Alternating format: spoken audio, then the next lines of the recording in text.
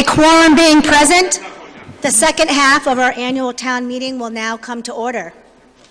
Madam Clerk, has the warrant been properly posted as required by the general laws of the town of Granby? Yes, it has. Please rise as Select Board Chairman Mr. Bale will lead us to the Pledge of Allegiance.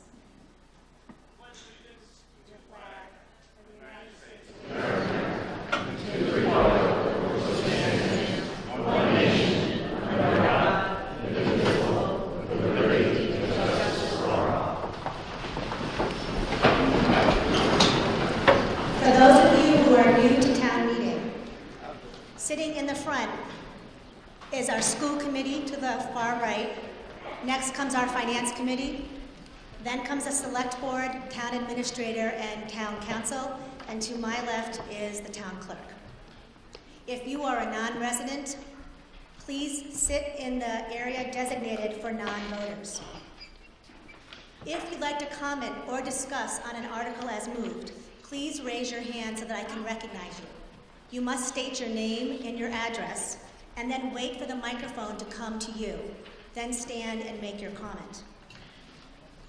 All discussion, questions, and comments must be directed to me, the moderator. I will direct your comments to the appropriate individual. Please do not direct a comment or a question to a particular member at town meeting. Also, please remember that these are your neighbors. These are your peers. So please tolerate and respect each other's opinions. I will now ask for a motion to recess the annual town meeting so we can start a special town meeting. Second? All those in favor, please raise your cards. Thank you. All opposed? So a quorum being present, the special town meeting will now come to order. Madam Clerk, has the warrant been properly posted as required by the general laws of the town of Granby? So now I recognize Mark Bale to present the motion under Article 1.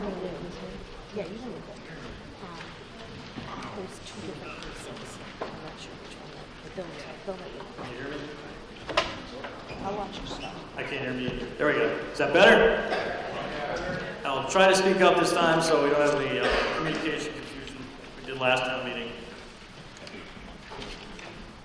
Madam Moderator, move the town vote to transfer $22,885 from an account 01-192-5300-000 to account 01-192-511-000 for the purpose of funding the Public Buildings Personal Services budget for fiscal year 2016. Thank you. Second? Any discussion? Yes. Basically what this did, we created a position, Director of Public Facilities, which covers both the school and the town. So his name is John Sullivan. He's in charge of all the custodial operations, buildings and grounds. So this is moving it from one account, basically, yeah, expenses basically moved into personal services to pay his salary. Thank you. Any further discussion or questions?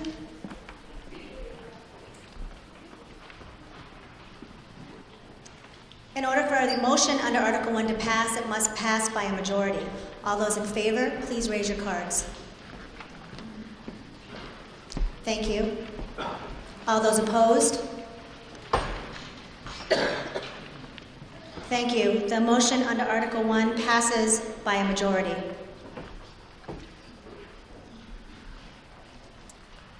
The moderator now calls on Mr. Chernecki to present the motion under Article 2. Article 2. I move the town vote to transfer from retained earnings of $39,000 for the purpose of funding the Ambulance Department Personnel Services budget for fiscal year 2016. Thank you. Second? Now, in order to get our chief carpenter to speak on Article 2, we must get town meeting permission. Can I have a motion to allow the chief carpenter to discuss? All those in favor, please raise your cards. Thank you. So now we have the ability to allow Mr. Carpenter to speak on regarding Article 2.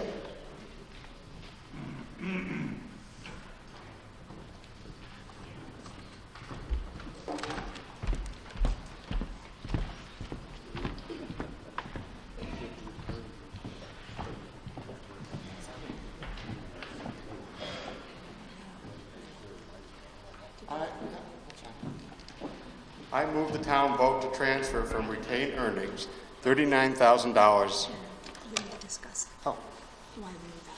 We have to have okay.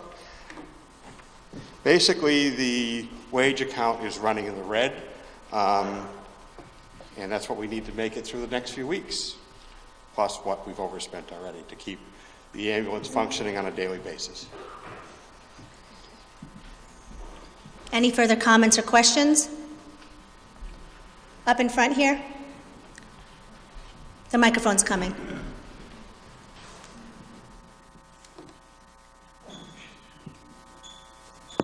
Jeff Quinlan, Taylor Street. Just out of curiosity, why is it 39 and the warrant calls for 33? Inflation? Yeah, because it was his calculation. The reason of the difference in the dollar figure is when we wrote the special town meeting warrant and posted it, that was in the middle of May that we posted this. The number 39,000 is between the period that the warrant was posted and tonight. We've had additional payroll, so it gives us a better idea of what the true over expenditure is going to be come June 30th. And that's why we have a difference of $39,000.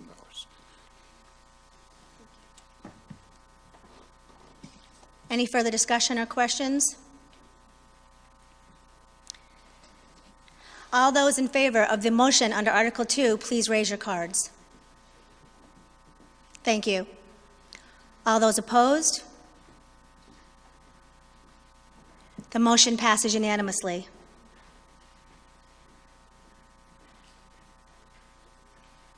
The moderator now calls on Mr. Bale to present the motion under Article 3. Madam Moderator, I move the town vote to transfer the remaining balance in the cable receipts reserved for appropriation account as of June 30th, 2016 to the PEG Access and Cable Related Fund. Thank you. Second? Any comments or discussion? Go ahead. Just a quick explanation. If you remember the first half of town meeting back in May, we set up an account just for, it's called franchise fee. We all pay a little bit on our cable fees, and all that money is basically goes to negotiating a contract with Comcast. All this does is take the money that was in the old account, puts it in the new account. Thank you. Any further discussion? In order for the motion under Article 3 to pass, it must pass by a majority. All those in favor, please raise your cards. Thank you.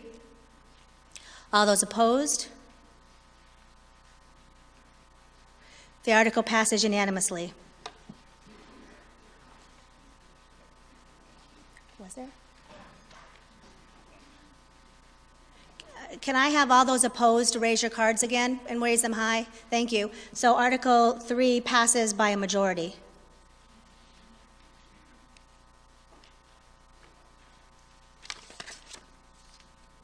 The moderator will now call for a motion to dissolve the special town meeting and to call to order the annual town meeting.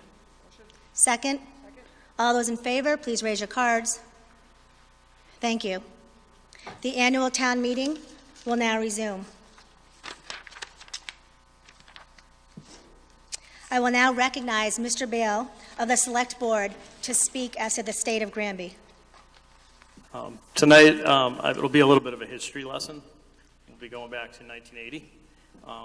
I think in order to understand where Granby is today, we need to understand where the state, or the Commonwealth of Massachusetts is.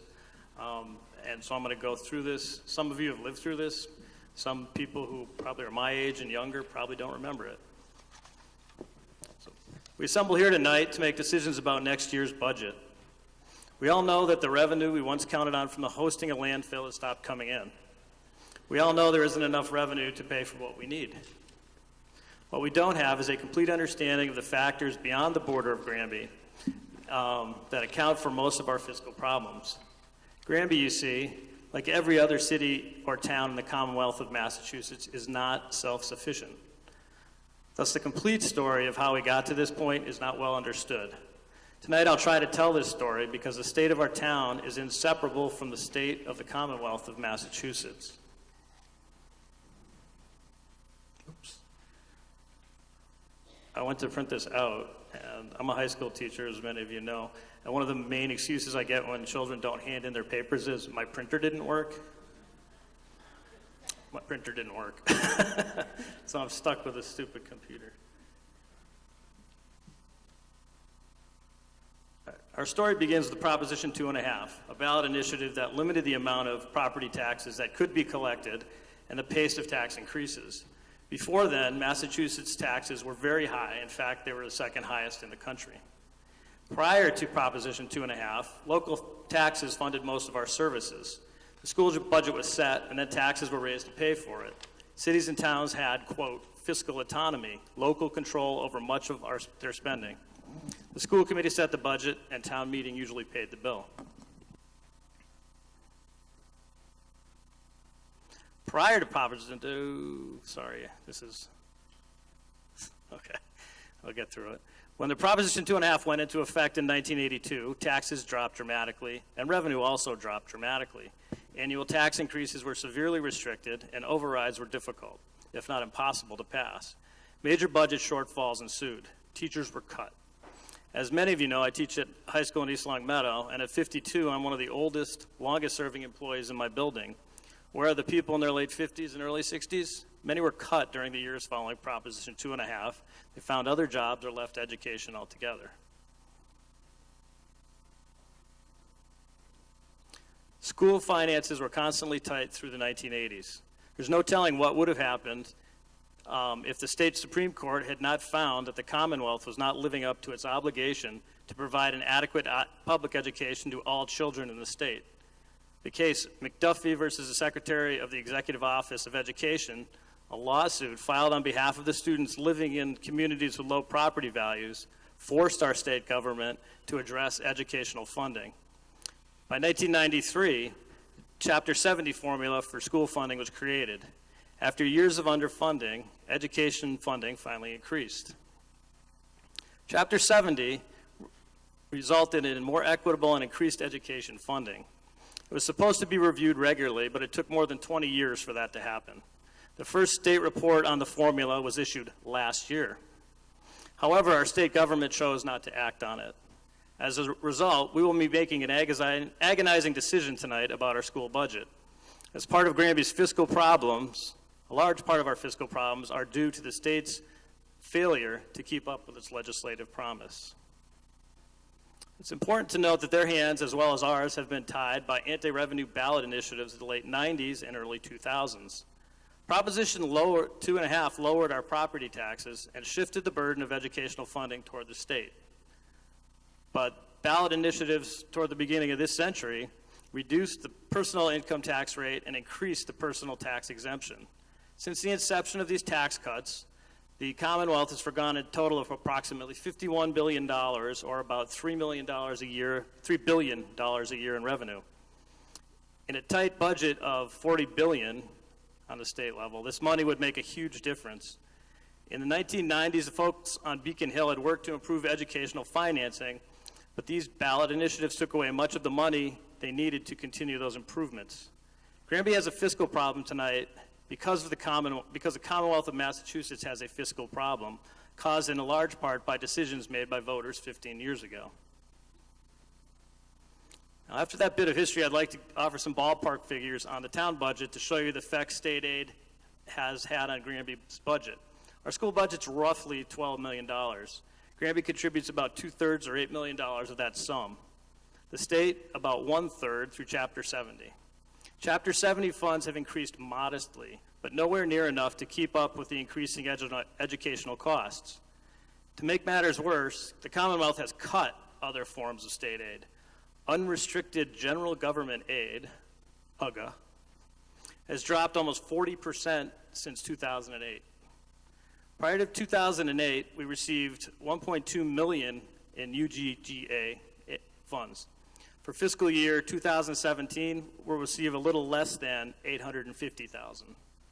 That $350,000 difference would more than cover the money the schools would like to add to their budget tonight. Stupid computer.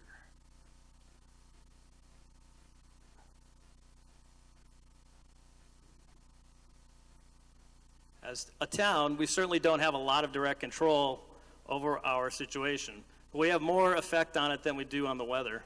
Our votes at the state level have put us in a difficult position at the local level. We have difficult decisions to make tonight, balancing our individual interests and preferences with our shared common interest. Our state representatives and senator are aware of our situation. They know we are suffering, and they know we are not alone. Other towns have revenue problems too.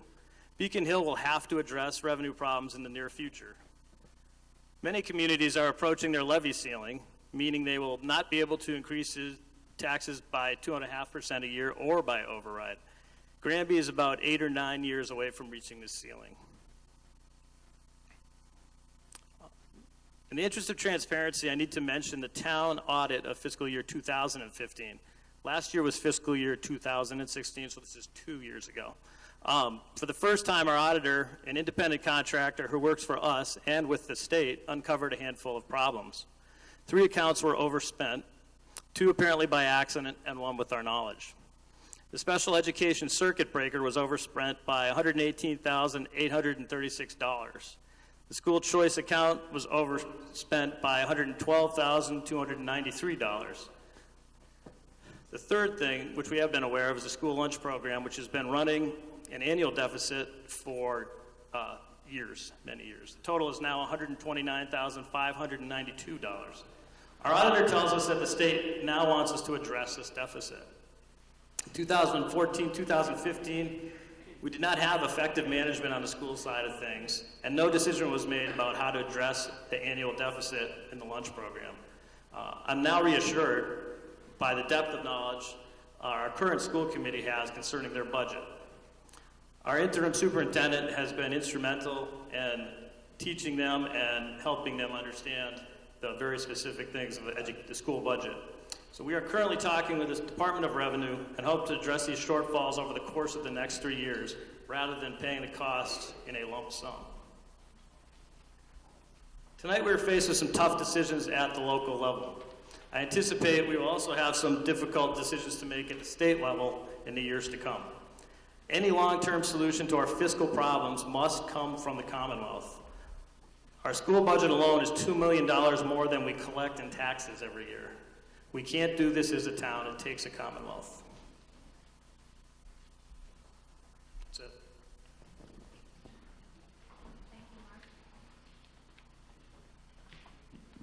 Thank you, Mark. I will now recognize Mr. Libera of the Finance Committee to speak.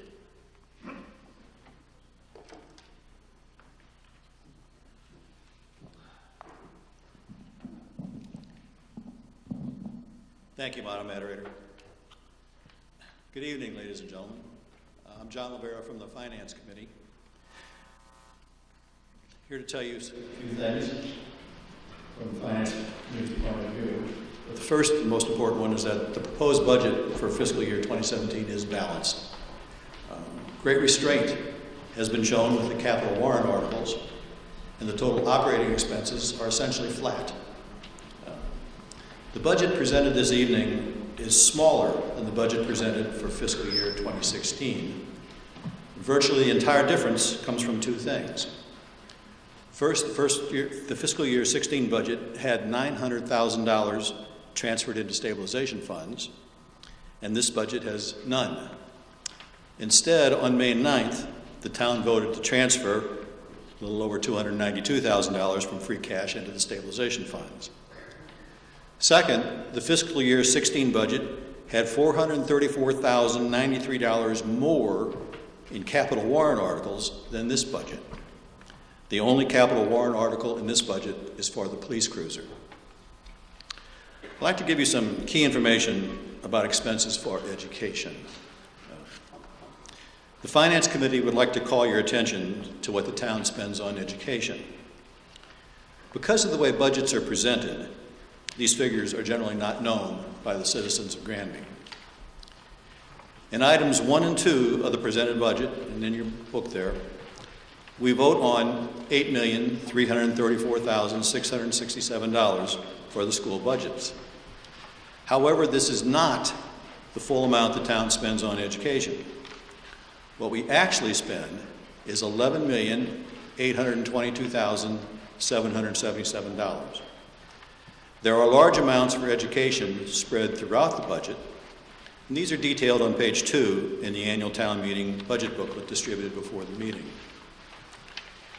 The total amount the town spends on education is $11.8 million, not $8.3 million. This is 62% of the budget. And this does not include additional grant monies and revolving fund monies spent directly by the schools, which can be in the $500,000 range. Between fiscal year 11 and fiscal year 15, Granby's operational expenses for education increased by 5.6%, while enrollment dropped by 18.4%. That's essentially a 24% increase in the cost per pupil for education. 4 years. The allocation guideline for the schools has generally been the sum of the required net school spending, the override funds previously voted for the schools, and transportation. In 3 of the last 4 years, the school committee and the superintendent requested additional amounts for the school operating budget, totaling $612,881, to give them time to adjust operations to get expenses back in line with the stated guideline. The Finance Committee has agreed to this request in each of these past years, but not for a 4th time. In our report to the town last year, the Finance Committee said it expected the school committee to present a long-term plan to the town this year and ask for an override, if needed, to fund the schools on an ongoing basis. The town would decide on the merits of their proposal. The town has not yet seen a long-term plan for the schools, nor has it seen a significant reduction in the funds requested, even though enrollment continues to decrease. Considerations for the future was really one. The major issue for Granby is to determine how the town will give a quality education to its students within affordable financial parameters. It seems clear that the current model of educating all the students in town school buildings and offering many courses in small settings cannot be sustained under current financial constraints. What is needed is either a massive increase in state aid or a change in the educational model. Granby has just made the largest financial commitment in its history, voting to build a $34.2 million school complex, which will cost the town taxpayers close to $27 million in cash and repayments of the necessary borrowing. Property taxes will be rising. It does not seem likely that the town will be willing to commit to a similar amount or more to repair or replace the high school building. It seems equally unlikely that Granby taxpayers will just continue to vote higher and higher property taxes every few years for a decreasing student population. Is the use of stabilization funds the way to pay for continuing the current education system? This is the equivalent of spending down the town's savings account until there's nothing left. The fundamental financial problem would remain, but there would be no savings account to cushion the harsh reality of change. Is slashing other budgets the answer? The police department and the highway department are the only other departments with large budgets. Realistically, it is difficult to imagine that large sums can be eliminated from these budgets and still allow Granby to fulfill its legal obligations and enjoy a safe living environment. In conclusion, the financial pressures on the Granby citizens of the near future have been known for quite some time. Nothing really has changed. Granby's approach to the future has always seemed to be wait and see. Nothing really has changed. But difficult decisions have to be made. Thank you very much. The moderator will now recognize Chief Wishart of the Bylaws Review Committee to speak.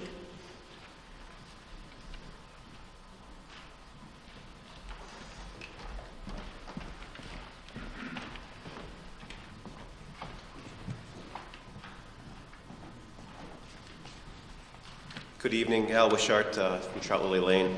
I happen to be the chair of the Bylaw Review Committee, and I was asked to just give a brief synopsis as to where we are with that process. We are a 5-member committee who's been charged with reviewing and updating the town's general bylaws. We started our work probably somewhere around November of last year. We've met approximately 8 times. We've been through the first 5 or so chapters. To give you an idea of how the process would work, we're hoping to be done with the entirety of the general bylaws by this time next year. My understanding of the process itself is that we gather all the information, we make all of our edits, we would have it reviewed by town council. I've checked with the Attorney General's office. They will do a preliminary review of it to make sure everything's in line with what they would like to see legally. Once that document has been approved by both the town attorney and the preliminary from the AG's office, we would then release that publicly and have probably some public hearings and comments just to see if there's any other issues that people had. At some point, we will have to bring that entire document in front of town meeting, which will have to be approved to change all of our bylaws to this new version. And once that's done, then it would go back to the Attorney General's office for final approval. So that's just a really brief update as to where we are today. And our meetings are public. If you have anything that you'd like to add or see changed in the bylaws, you can certainly let us know through email. From my email. So thank you very much.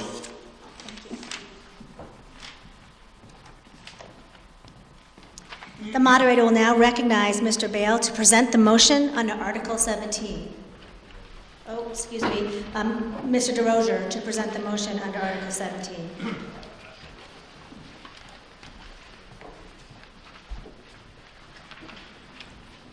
I move the town vote to transfer from available funds the sum of $281,047 authorized under Chapter 291 of the Acts of 2004 for highway construction and improvements defined under Chapter 90 of the general laws. Second, discussion? Basically, this is just authorizing us to accept the state monies and spend those on highway road construction. Any questions, comments? In the middle here?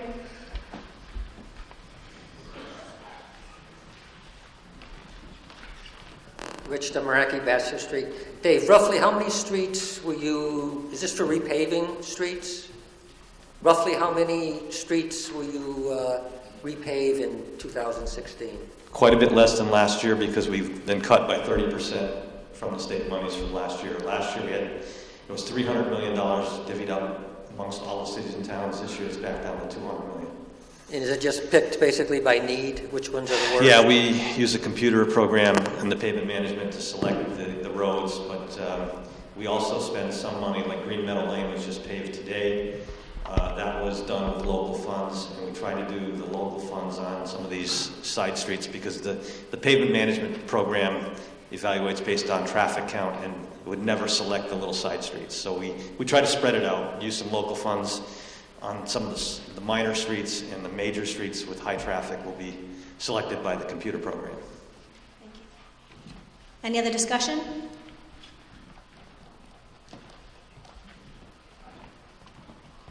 In order for the motion under Article 17 to pass, it must pass by a majority.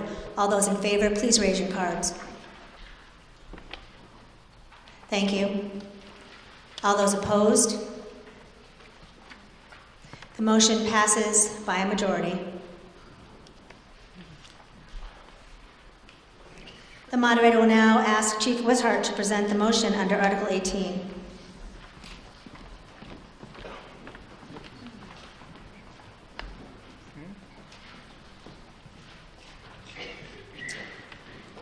Madam Moderator, I move the town vote to raise and appropriate $39,701 for the purpose of purchasing a marked cruiser for the police department. Second. Discussion? This is the one marked police car that we try to replace every year. This year, we would utilize this vehicle, if it was approved by town meeting, to replace a 2010 Crown Victoria that has about 110,000 miles. That vehicle would be transferred to the animal control officer. The vehicle that it would replace is a 2005 Crown Victoria with, I believe, 141,000 miles on it. That vehicle would be traded in for basically $200 or $300, and we would end up with the same amount of vehicles as we have now. Any questions or comments? Up front here, please.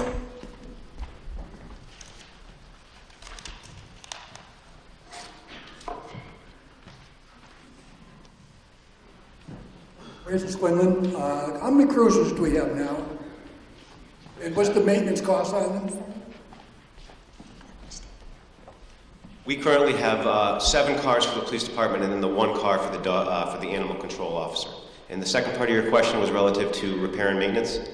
Our current repair and maintenance budget is about $11,000.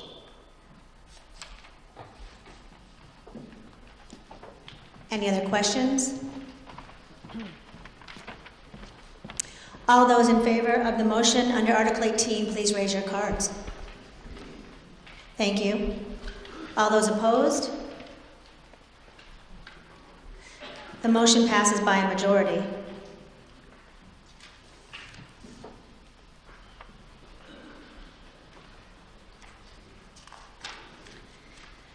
The moderator now calls on Mark Bale to present the motion under Article 19.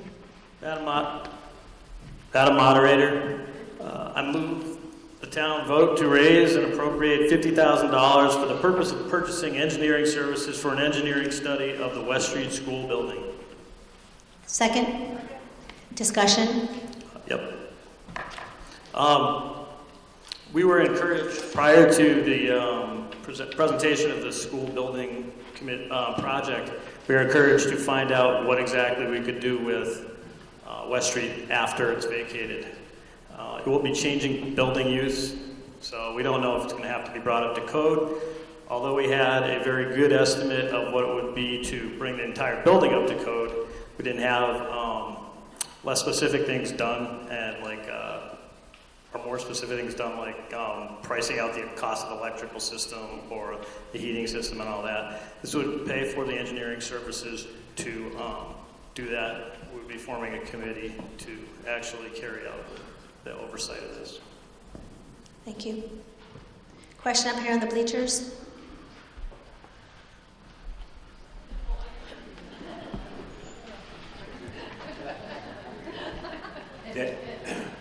Dennis Houle, 239 Chicory Street.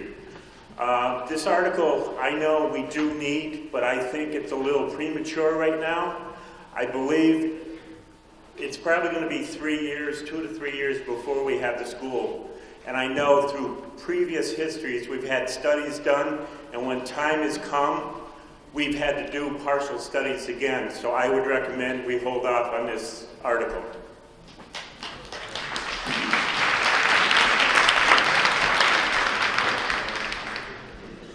Thank you. Further discussion or questions? In the middle here.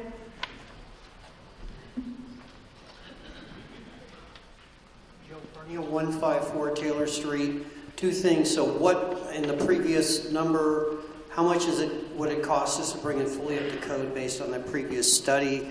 And do you have any estimated costs for demolition?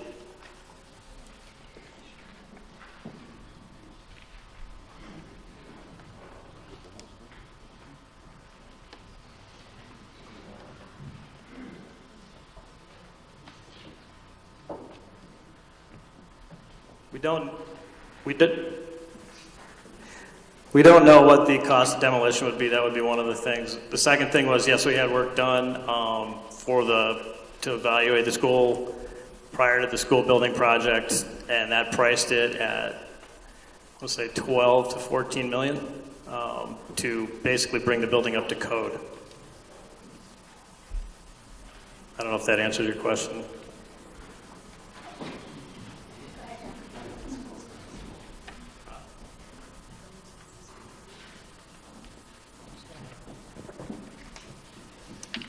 John Libera from the Finance Committee. I think the thing that the Finance Committee would wonder about is this. Although it is certainly true that it'll be 2-3 years before we have to actually think about moving in or tearing down or renovating or selling or whatever,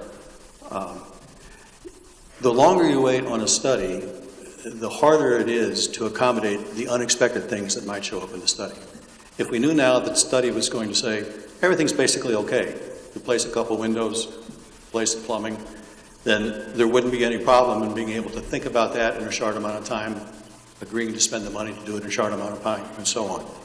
It's what happens if there is something much more wrong with it, and there really has to be some tough decisions made and some tough thinking about what the next steps will be. Then we'll be in a situation that I alluded to a little bit in the opening statement. The attitude of, well, let's wait and see, let's put that down the road on a subject which we know has to happen. A study has to happen. We have to determine what we're going to do with it. As a matter of fact, I think we even told the MSBA as part of the conditions for getting the study on the schools that we were going to do this. I don't know what happens if we go back to them and say, oh, by the way, forget that promise, we're going to take the wait and see attitude. Thank you.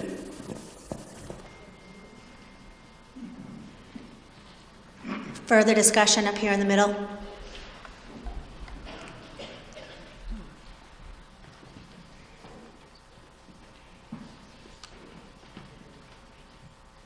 Lisa Petralia, 6 Common Street. The purpose of the information that we would learn from the study is for the town to decide whether they would use it for municipal offices and do repairs, or if not for municipal offices, sort of due diligence in marketing the building so that you could talk to prospective buyers. And then, John, why would the MSBA care whether we do a study as the condition for getting funding for the new project? Go ahead, MSBA required that. We actually have a plan for the use after the building's vacated. Thank you. Over here, please.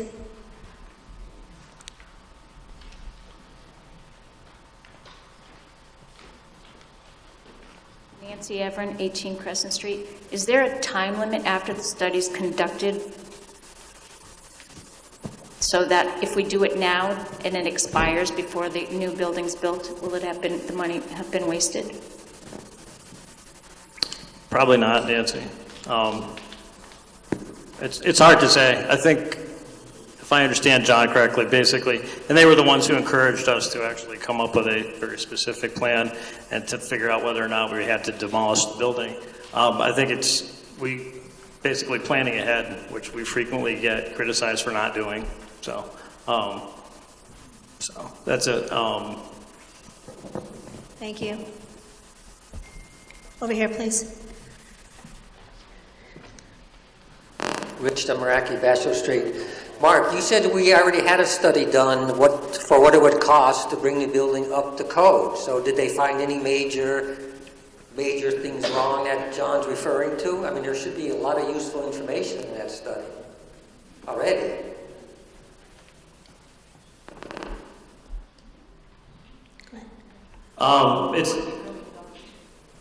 It's not specific enough to basically like go out to bid on, say, windows or something like that. I think what happens when architects work on this stuff is they have very specific set of criteria based and are able to estimate based on criteria, but like they didn't open up the walls, so they don't really know what's behind the walls and that kind of thing.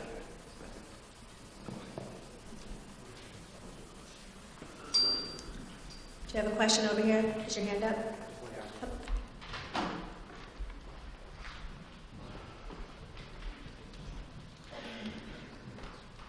Matt McCoy, 125 School Street. Mark, you're saying that we're paying twice for the same thing? We had an audit done early enough. Why is there another one being done? The difference is, I think, the level of detail, not the level of detail. If we had actually gone ahead with trying to renovate the building. We had a ballpark cost, but we didn't know the specifics of those costs and how that would be affected. So, I gotta say, nobody's gonna hurt my feelings if you vote against it.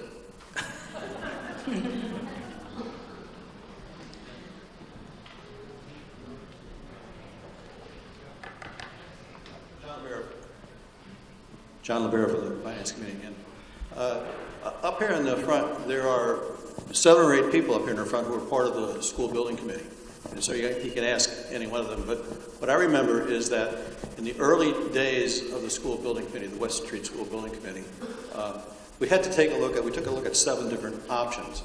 And in a short amount of time, we had to winnow those out and discard the ones which were clearly going to be either outside what the needs were for the building, or were outside what the capabilities of working on them, or outside what the cost was going to be.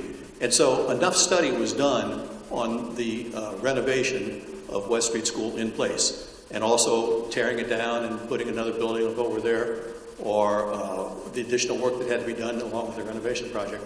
And so there was enough work done to give everybody, including the architect and the project managers that the school building committee hired, the sense that this was really going to be much more expensive than building. So the answer was sort of, well, it's going to be a lot compared to putting up a new building and tying in with the complex over on West Street School.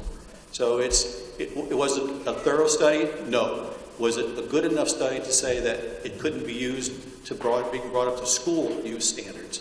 Yes. School use standards go beyond just building codes. There are a lot of other things on sizes of rooms and access and everything else like that. So we were very comfortable that it was enough of an expense that it couldn't be done as part of the project. But exactly what's going to be found inside when they start looking into the walls and doing, don't know. Just don't know. Thank you. Thank you. One more question over here.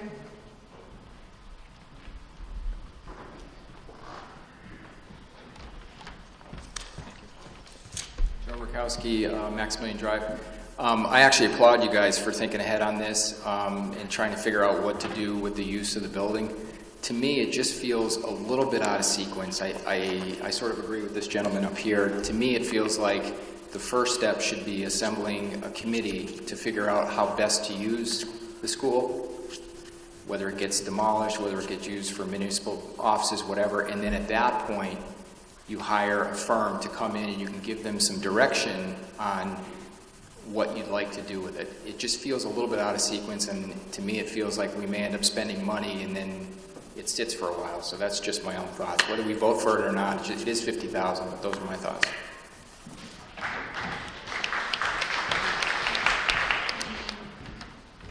So in order for the motion under Article 19 to pass, it must pass by a majority. So all those in favor of the motion under Article 19, please raise your cards. Thank you. All those opposed?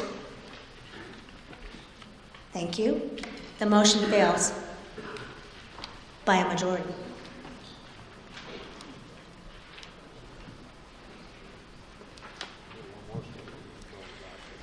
The moderator calls on Mr. Bale to present the motion under Article 20. Madam Moderator, I move the town vote to raise and appropriate the sum of $368,548 as its proportionate share of the fiscal year 2017 budget for the Pathfinder Regional Vocational Technical High School District. Thank you. Second? Discussion? We are a member of the Pathfinder School District.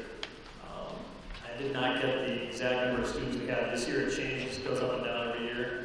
Usually it's between 20 and 30 students that are educated there. We are required by law to provide a vocational educational option for our students. The cost of Pathfinder is somewhat higher than our just a regular education without the vocational aspect of things. This is true for vocational things as well. Or non-vocational, any vocational program is more expensive. So we pay by the number of kids we have as a proportion of the student body. That's what determines our bill. Thank you. Questions, comments?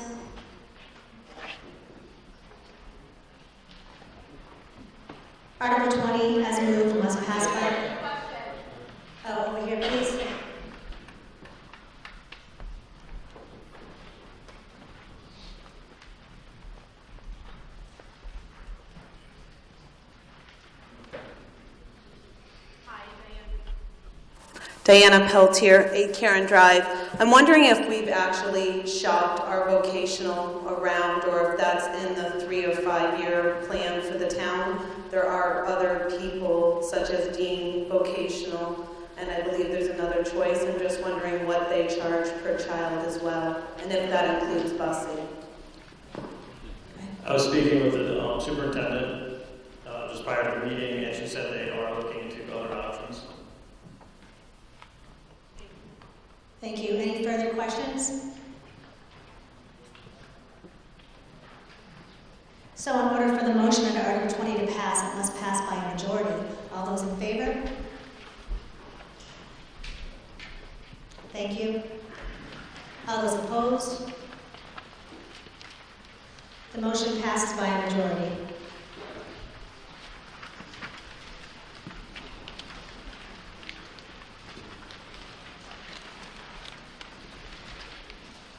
The moderator now calls on Mr. Shanaki to present the motion under Article 21.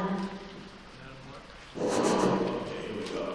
Madam Moderator, I move the town vote to raise and appropriate and transfer from available funds $379,919 to appropriate the Municipal Solid Waste Department. Wages $5,000, expenses $374,919. And that $16,878 be raised from municipal solid waste receipts, and $363,041 be raised from tax levy. Thank you. Second? Discussion? This is our trash program.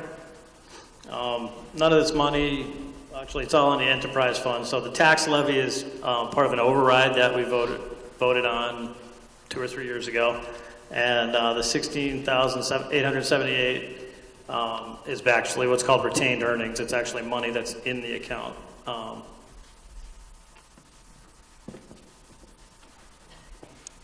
Question up front.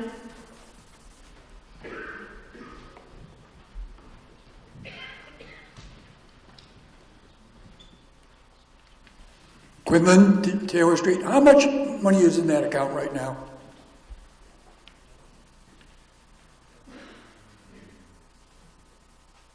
About 370,000.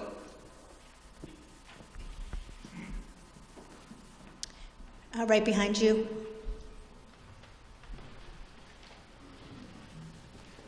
Rich Demaraki, Bachelor Street. Is this the 3rd year of the contract for this amount? 3rd year started in June.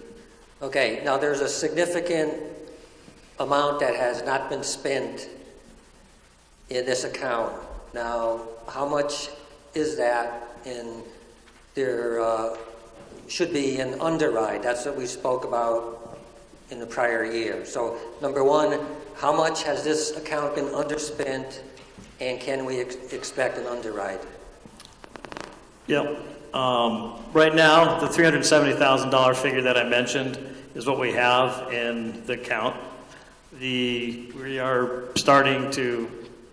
we're prepared to go out to renegotiate a contract, and the underride would be sought at the end of the contract. So we would, at that point, use the money that's already in the article and take it off of the eventual override that would be needed. So it would basically cut the tax rate. Thank you, Mark. Any further questions? All those in favor of the motion under Article 21, please raise your cards. Thank you. All those opposed? The motion under Article 21 passes by a majority.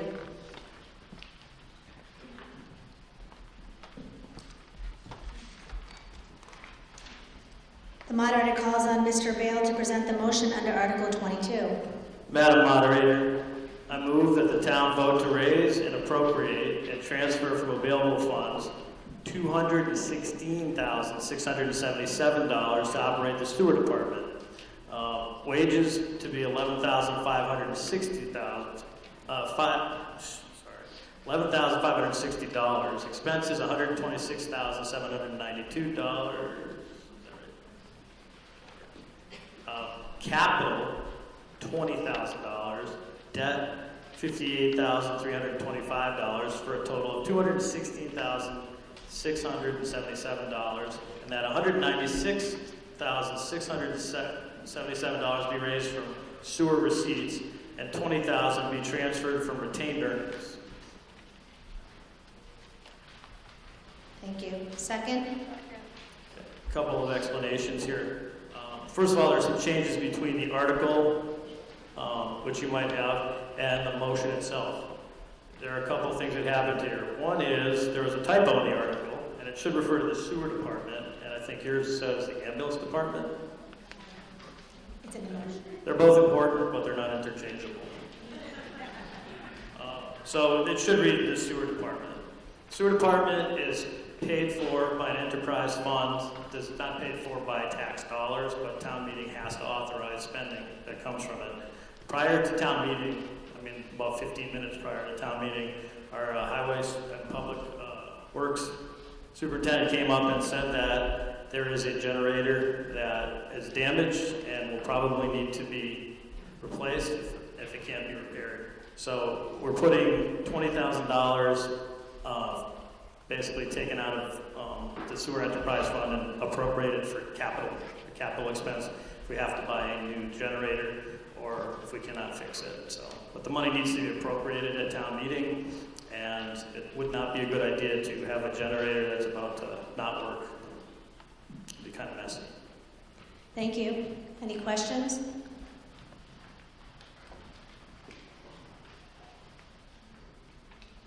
The motion under Article 22 must pass. Where? Oh, okay, over here, please. Pam Desjardins, 112 Burnett Street. So the number we're voting on is the 196,677, not the 512,074? No, it's 216,677.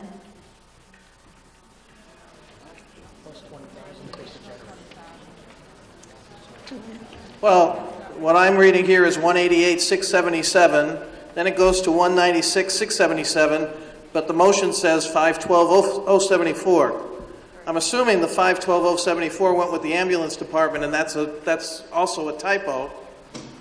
And I would have expected that 18,000 is the difference between the 188 and the 196.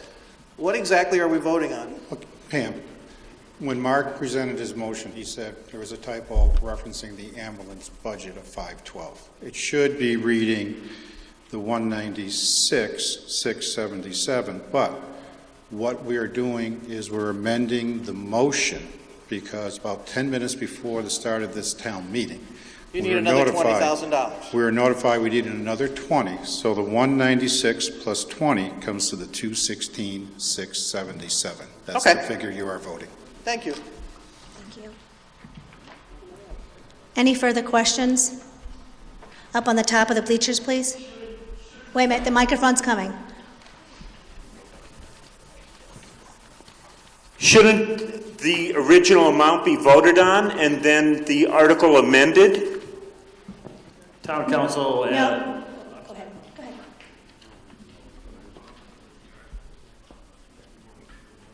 ahead. The motion that's offered under the article is what we're voting on. So we offered only one motion. We don't need to amend it.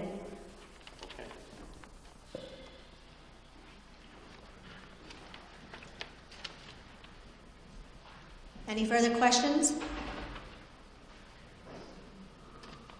All those in favor of the motion under Article 22, please raise your cards. Thank you. All those opposed? The motion passes by a majority.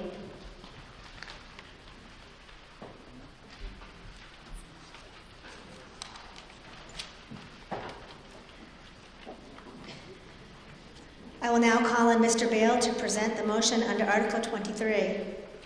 Madam Moderator, I move the town vote to raise and appropriate and transfer from available funds $512,074 to operate the ambulance department. Wages, $388,964, expenses $50,350, capital $15,300, debt $57,460 for a total of $512,074, and that $276,844 be raised from ambulance receipts, $52,000 be raised from retained earnings, and $183,230 be raised from the tax levy. Thank you. Second? Discussion. Chief Carpenter, would you like to come up?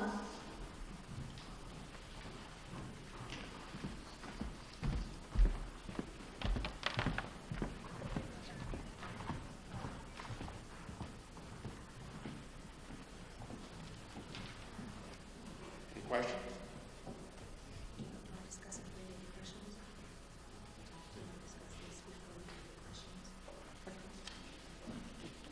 Okay, the wages appears to be the number that Chief Anderson put forward back in March. The expenses are within a few dollars. The capital, there again, is within a couple of $1,000s. I'm not sure exactly what the debt is, but the bottom line is similar to what Chief Anderson put forward.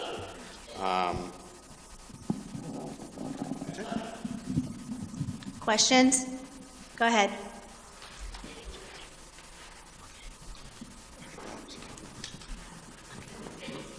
Rich Demaraki, what does an ambulance ride cost?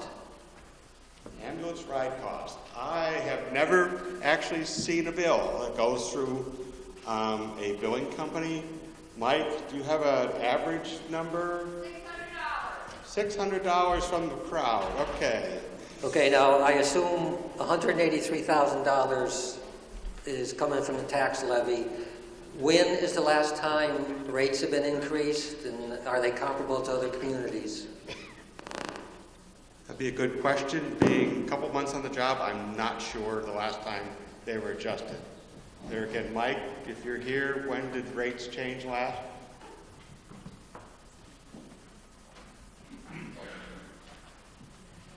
You know, he's here. So with regard to wages, the last pay increase was last July 1st. Currently, the wages are where they're at. As comparison to other towns and other area towns, we're somewhere in the vicinity of 10 to 15% lower than other towns in the area of comparable size and comparable level of service. Mike, the question was about ambulance rates, not payroll rates. Sorry. Ambulance rates. For a BLS ambulance ride, it's approximately $500. If you start doing ALS interventions, cardiac monitors, medications, things like that, it could be as much as $1,200 to $1,800. Okay, Rich, to try and answer your question. The rate is evaluated every year by the Board of Selectmen based upon what the Medicare approved rate and what surrounding communities are doing. We have just gotten that information from Comstar, which is our billing company, and they bill for a majority of the communities across the Commonwealth. We are now in the process of comparing our rates to what the average is across the state and maybe adjusting the rate upwards again. Thank you, Chris. Question over here, please.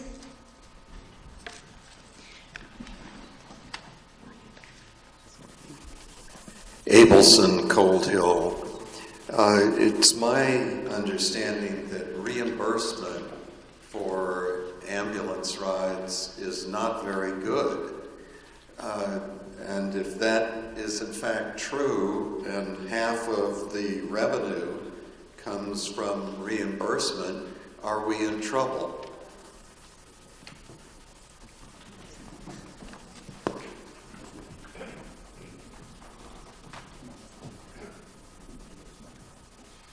Mr. Abelson, when I look at the current receipts for the ambulance service through the end of May, we are currently running $278,000 based upon our current run data. So when I'm looking at the 276 for next year, I think we're going to be within the ballpark for the same amount of receipts, as long as our runs stay about the same.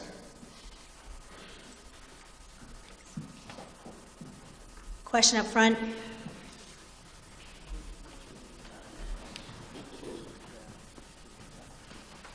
Lisa Petralia, 6 Common Street. So in this article, we're voting not just on the budget amount, but also how to pay it in terms of from retained earnings, from reimbursement, and then from tax levy. Okay? Yes. So everybody stay healthy so we have no more runs. Or more runs and better reimbursements.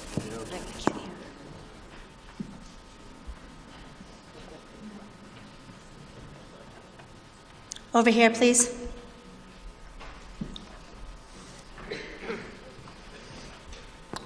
I would just, Pam Desjardins, 112 Burnett Street. I would just like to comment on the use of, or the actual ambulance department in Granby. As somebody who's had to use it and has had family members use it, of all the things in this community that we pay taxes for, this is something we should not be overlooking. If you're in an emergency and you need these guys to come, these are some of the best trained people I've ever seen in my life. And it's the difference between life and death. We're talking about $180,000. I can think of a lot of ways that we throw money out the window in this community. This shouldn't be one of them. Thank you.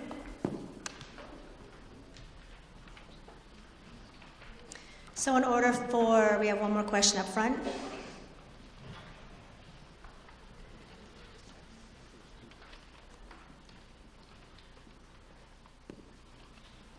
Quinlan, Taylor Street. Do we charge every time the ambulance goes out, is somebody billed the individual or insurance company? And just for my experience, my son got an ambulance ride from Amherst the other day, and the bill was $1,000, and he wasn't critical. So I'd say, we're way behind what we should be charging. We need to decide what we're going to be charging, and not some consultant. They're not paying the taxes. Thank you.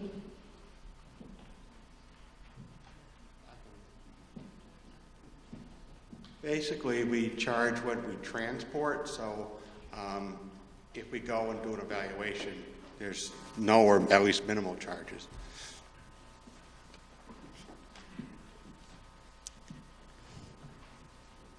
So in order for the motion to pass under Article 23, it must pass by a majority vote. All those in favor? Thank you. All those opposed? The motion passes unanimously.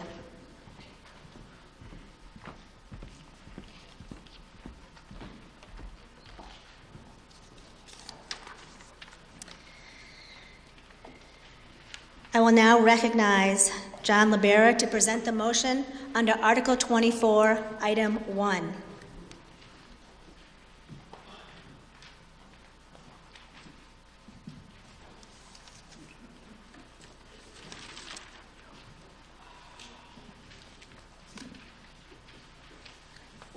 Thank you, Madam Moderator. Article 24. I move the town vote to raise, appropriate, or transfer from available funds such sums of money as may be necessary to defray the expense of the town, including debt and interest for the ensuing year, and to carry out any vote passed under this article. Item 1, School Department. Personal Services, $5,885,543. Expenses, $1,709,119. Total, $7,594,662. Thank you. Second? Discussion. Mr. Evren?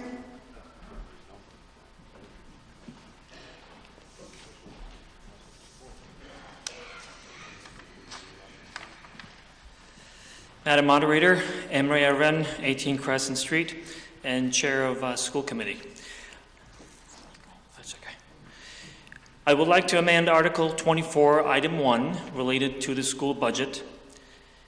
to change the total amount to $7,940,600 through transfer of funds from stabilization fund in the amount of $345,938. Thank you. Okay. Thank you. So we have an amendment offered for the school department budget.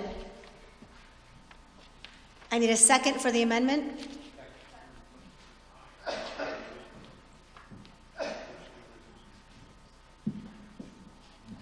Emery, your amendment doesn't specify which stabilization fund? We're talking general, capital?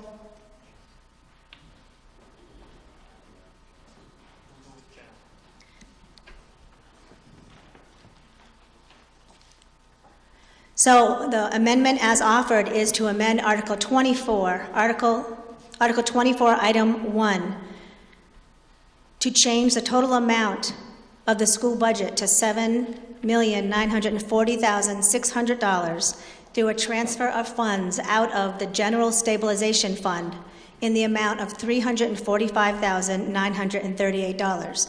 I have a second for that. I also need a motion now to stop debate on the main motion, the main school budget, so we can discuss this amendment. What? Thank you. So now we will begin discussion on the amendment as presented.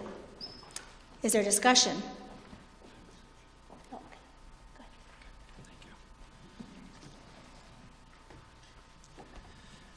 I know we're asked to stay at our table, but my eyes are not what they were before we started the budget process, so I will have to stand here and get close to the papers.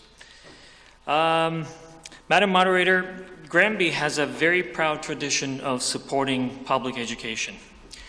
So I would like to start by thanking all the members of our community who, in that same tradition and spirit, went out last week to support our public schools and also showing their discontent with the way our state is funding our public education in a very colorful and respectful way. Thank you, and I would like to start with that. Our school committee, along with the members of the school department, we believe that our main responsibility is to ensure that highest quality education is available to all the students in our district. While we are deeply cognizant of our town's financial constraints, we also believe that planning for our schools cannot be made primarily with a financial focus. Most towns are highly dependent on the financial aid they receive from the state to sustain their school districts, and we're one of those. Yet the state's Chapter 70 is woefully inadequate, and the situation continues to get worse gradually.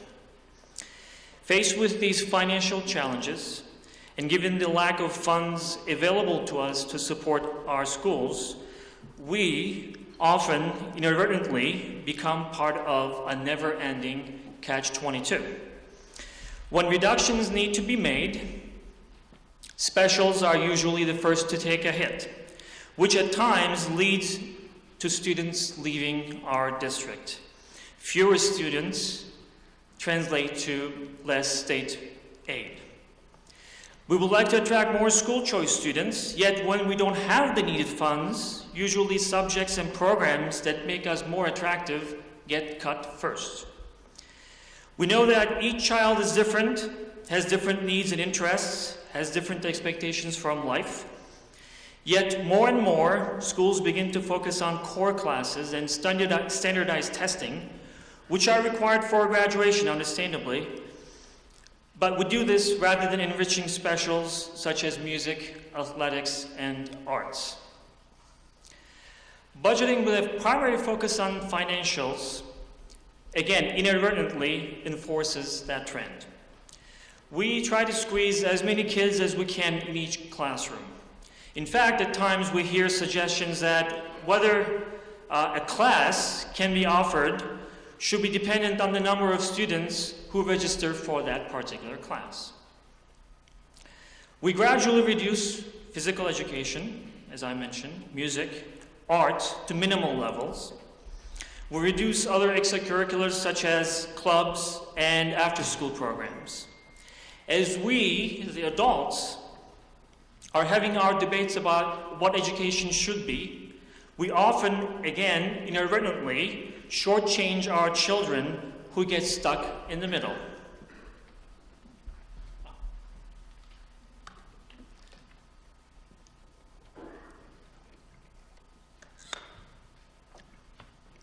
I would like to first start to clarify the numbers that we offered. At our meeting on May 20th, 2016, the school committee voted to approve a budget of $8,550,025. This budget was not balanced. There was a gap of $273,358. The additional expense that was approved was in recognition of the severity of the reductions that were proposed and their impact on the quality of education in our district. There were some changes to the items that we are aware of, or we were aware of, so the number that we just offered is different than what we approved, and I will explain why that is. I will briefly start with a reminder of where we started. I'm not going to read through the entire reductions list. Hopefully you each have a copy of the reductions that were printed and they were made available at the beginning of our town meeting. When we started with a service level budget, which means looking at the same services we offered the previous year and seeing what that would cost us, that service level budget presented about an $800,000 gap. So we started again the painful process of looking at how we could make ends meet. You will see, hopefully again, you all have that list, you will see that there is a very long list of reductions. Some of them are positions, some of them are related to services and materials, or some of the athletic programs in middle school. What we were able to do through countless conversations and meetings as a school committee and school department, with the advice of our school administrators, we came up with a list of priorities that we would like to reinstate for the upcoming school year. And what you are seeing on the right-hand side of the sheet that you have, hopefully in your hand, that explains, or that lists the items we would like to reinstate should the town meeting tonight vote to approve the amendment that were requested. I will go through those so that everybody knows what exactly we're hoping to reinstate. Middle school math, high school English, high school half FTE social studies, elementary instrumental and choral music, one administrative assistant in the junior-senior high school, 0.6 FTE for physical education in elementary schools, one full-time equivalent for special education, one elementary position that will be shared across 3 grades, and a partial reinstatement of a service that were reduced in the business office. Also, unexpectedly, we found out that we will have special education, out-of-district special education coming up next year. So instead of waiting for a special town meeting that we need to call and ask for additional funds, we decided that we would like to add that to this list as well, and that's the last item on that list that you are seeing. Which brings us to that additional amount that we are requesting, which is $345,938. As you can see, there are many reductions remaining. Some of them are very critical or painful. Some of them are painful because we just came up with our strategic plan, which was approved in October 2015, which reflected where we would like to be as a school district in the next 3-5 years. And one of the key items there was technology. Because as you all know, technology is becoming more and more critical to the way we do our work, and in a similar fashion, how we deliver education. And unfortunately, after very painful conversations, we decided to postpone our implementation of the technology program. We are still looking into some opportunities to reinstate parts of it, but we're not proposing that one here with this particular amendment.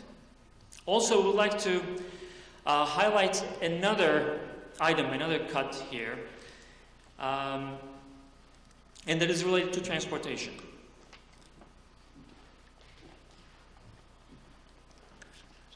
When we started the budget process, we had a higher amount for transportation. Some of you may recall that a year or two ago, we did an analysis, we did some data collection to determine that we were in a position to be able to reduce one of the bus runs. We did a similar analysis, and we decided that we were in a position to be able to reduce one of those bus runs. So this effectively reduces the bus runs from 8 to 7. Additionally, because we are reducing the middle school athletics, and the reduction related to late bus that we were offering, we came up with savings of $77,840. It is not included in that transportation dollar amount that you are seeing because that was taken out. What we would hope that we can do this evening, and it's included in the total amount that we just proposed, we can have that fund, which was accounted for, which was already projected in the initial budget, we can take it back just for this year to be able to use it for operational purposes. At the end of the day, we are not alone in our financial challenges, as Mr. Bale mentioned. This is not a Granby problem, it is a state problem. Based on fiscal 2014 data, which is the latest data set that was available that I could look at, over 91% of school districts spent more than the minimum net school spending. That is the total amount between what the state gives us and what the state tells local municipalities to spend on education. The total of those two is called net school spending, and if you go with that, that's your minimum net school spending.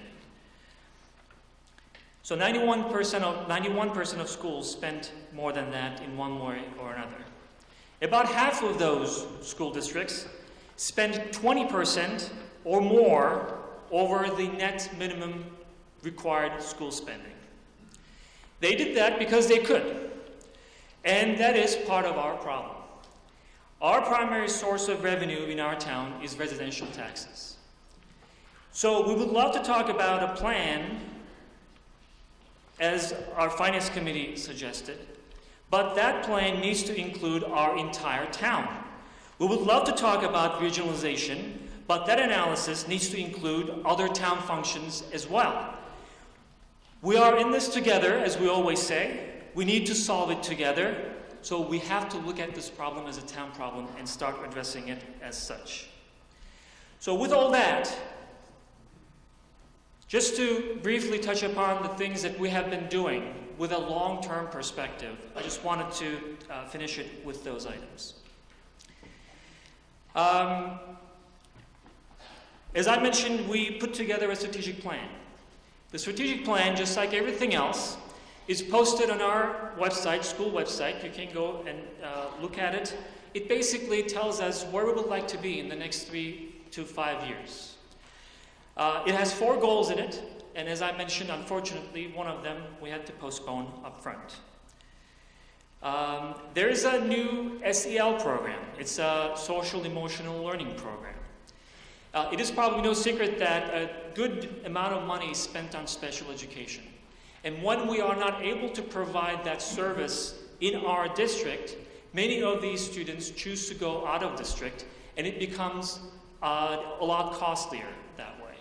So our thinking was, how do we create a program in-house so that we are able to keep some of these students at least? We're not going to be able to serve all of them, but some of these students in-house, and not year after year send these students out of our district.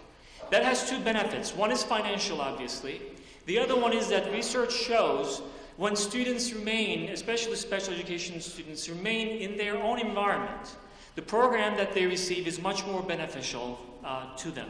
So that was with that long-term perspective, long-term plan. We looked at our opportunities to reduce our expenses on energy. So we did two things on that front.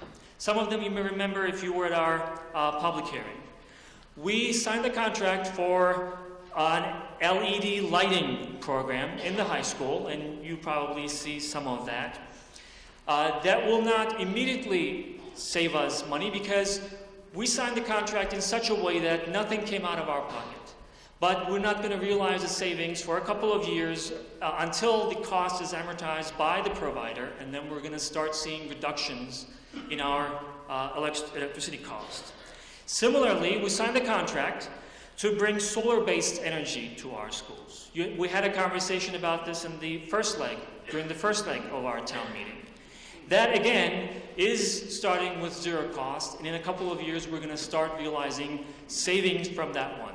These were part of our long-term plan as well. We changed the way we budget. Previously, we were looking at the previous budget, last year's budget, and we were saying, well, probably it's going to increase by this amount, by this percentage, and the numbers often reflected that. What we did this year, differently, each building principal was asked to start from scratch almost, and add line items as far as what they absolutely needed in their buildings. That's the bottom-up budgeting process. What that's going to allow us to do is, at the end of the year, or during the year even, we're going to be able to see how we've projected and whether or not we projected well. Over, under. That's going to allow us to find opportunities to make our operations more efficient in the coming years, and we're going to be able to reduce certain expenses.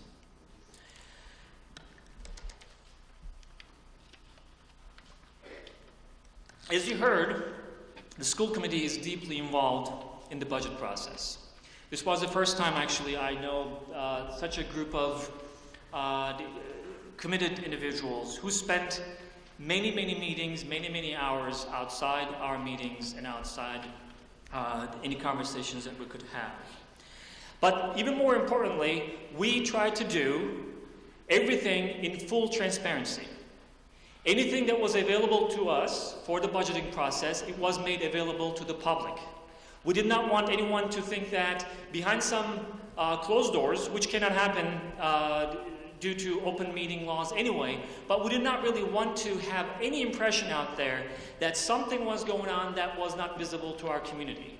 So we tried to make our community part of this conversation, part of this planning. So you are part of our long-term planning as well.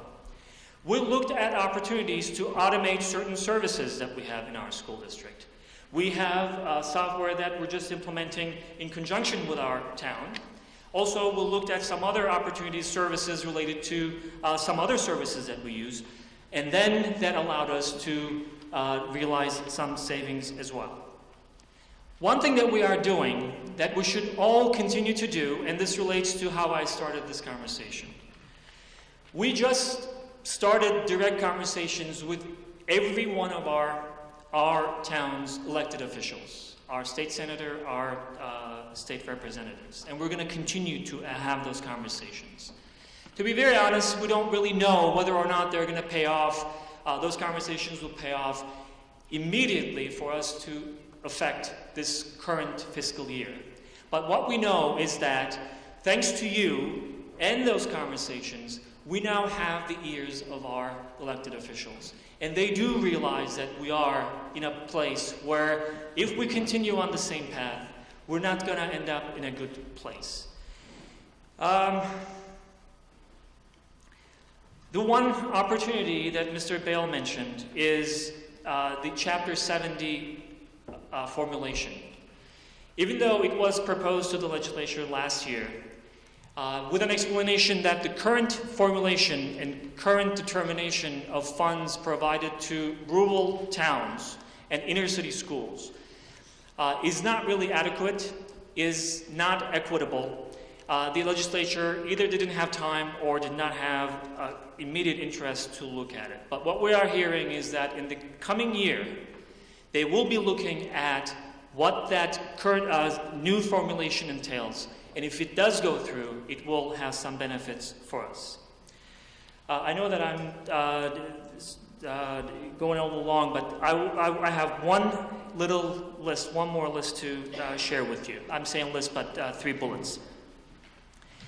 One is the fact that schools, education overall, is very labor intensive. And labor is subject to contracts. So whenever we want to do something about anything related to schools, and especially the labor side of it, and I'm saying this with all the respect that I have for our school community, those are contractual obligations. We cannot have those conversations from today to tomorrow and expect that we're going to be able to make some changes immediately. There are similarly mandates by the state. You probably hear this word all the time. This is, you can think of this model like a hospital. Hospitals are required to have so many nurses, so many doctors for such shifts. That's their mandate. We have similar mandates in our schools as well. We cannot operate outside those mandates because it would put our school system in jeopardy, not only of not being able to provide what we need to provide our children, but also at odds with the state, potentially going in a direction of receiving penalties. The total that Mr. Libera referred to, the 11 million plus number, even though it is related to the schools, from an operational perspective, obviously that's not the amount we are using to run operations in our schools. So we hopefully will have a lot more dialogue to make sure that we clarify those items and we do not really have some confusion around how much money is spent to provide education to our students from an operations perspective. Finally, regionalization keeps on coming up. I will not go into that, but since that was one of the themes that was just mentioned, I will leave you with these. We have, according to the latest data, 58 regional districts in the state of Massachusetts. 7 of them came together or were implemented after 2000, including year 2000. So even though we hear that there is this big rush to regionalization is not that easy. It is never off the table as an option for us, just like anything else, and we're going to continue to have those conversations, and we invite all of you to those conversations. But it is not an easy conversation. Regionalization involves more than one party. Regionalization involves painful conversations. Regionalization involves some upfront costs, potentially later costs as well. We have to look at all the pros and cons of that. So I would like to make a plea with all of you to approve the amended budget. And our promise to you as a school department and school committee is that we will start working on our next budget as soon as this one is approved. We cannot let our children down. We cannot let our schools down. We have such color and joy coming from our schools that we cannot let that color and joy down. So please vote in favor of the amended school budget. Thank you.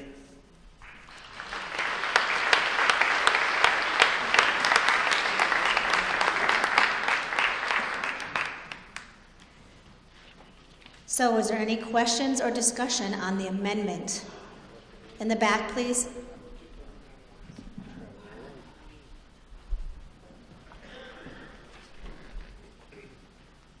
Hi, thank you. Tim Leary, School Street.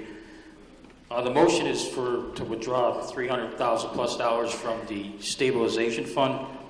The documentation I'm looking at shows $252,000 in the stabilization fund. Am I misreading this, or where's that money coming from? The amendment that has been suggested is to take out $345,938 out of stabilization, general stabilization. You mean free cash? No, out of general stabilization. Okay, I'm not seeing a number. Well, because it's been offered, you wouldn't see that number. It was just presented to me. Very good, thank you.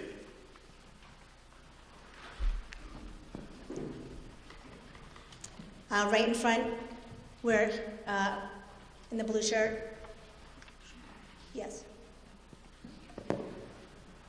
Bill Stetson, Harris Street. What's the finance board's opinion on this?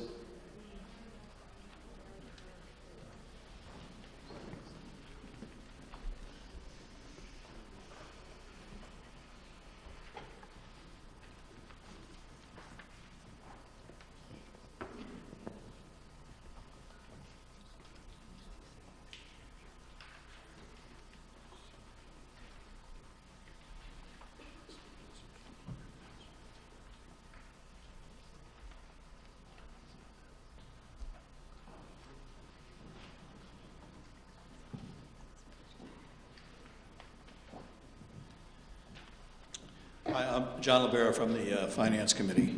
I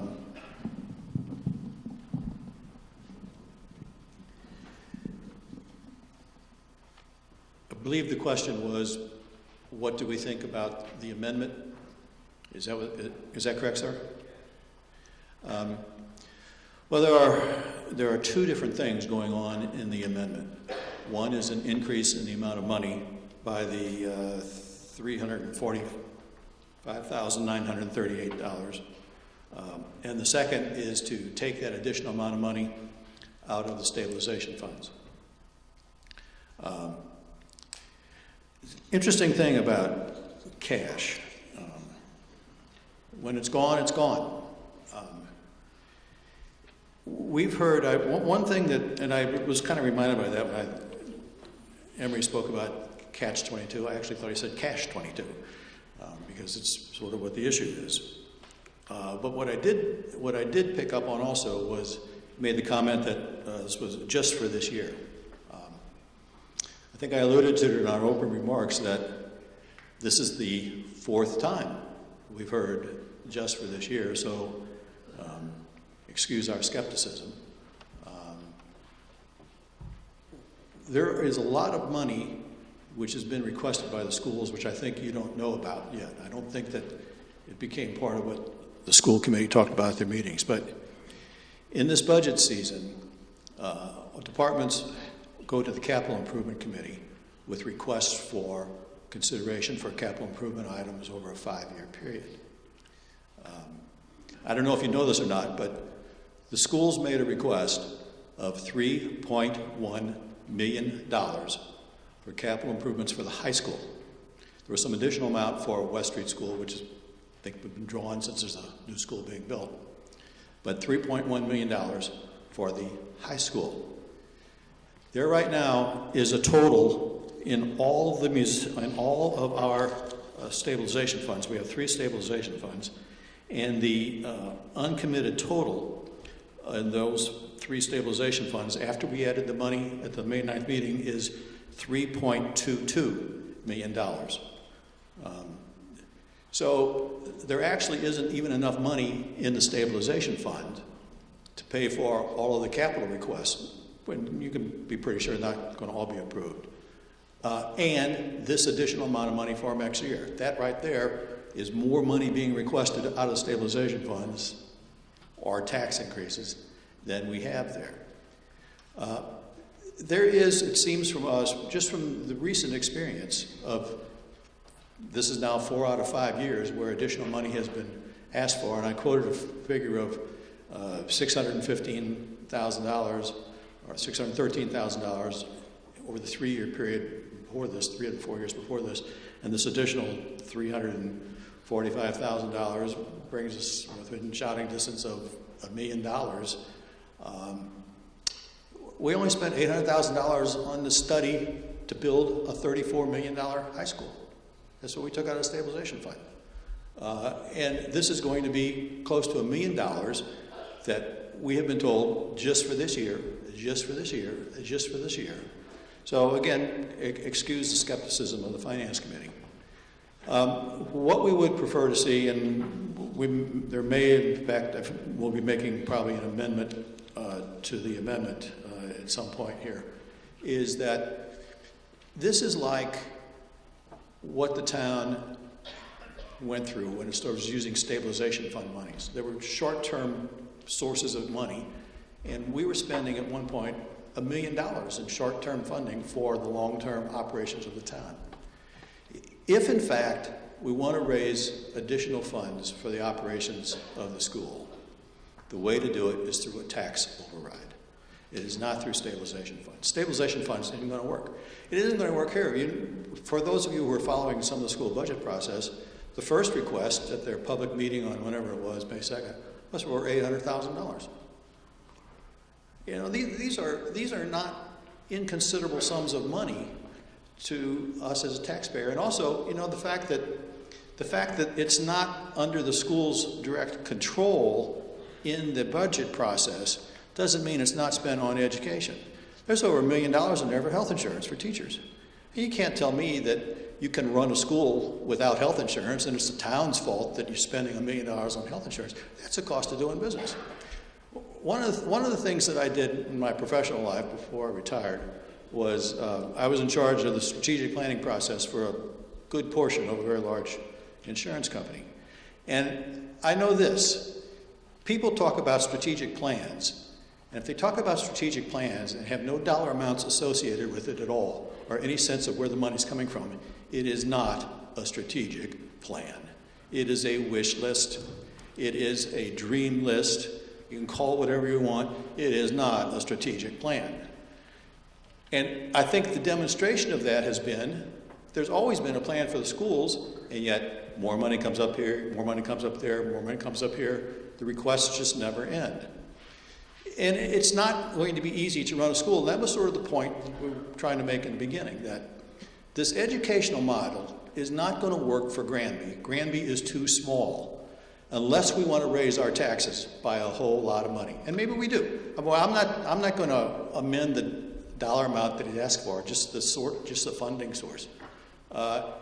If this is what we think we want to do, just raise the taxes and do it. But we don't think that it can be done on the amount of money that we're now willing to spend on schools. We just need a different educational plan than the one that we have now.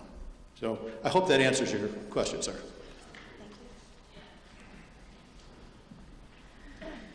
Over here, please, in the front, Diana.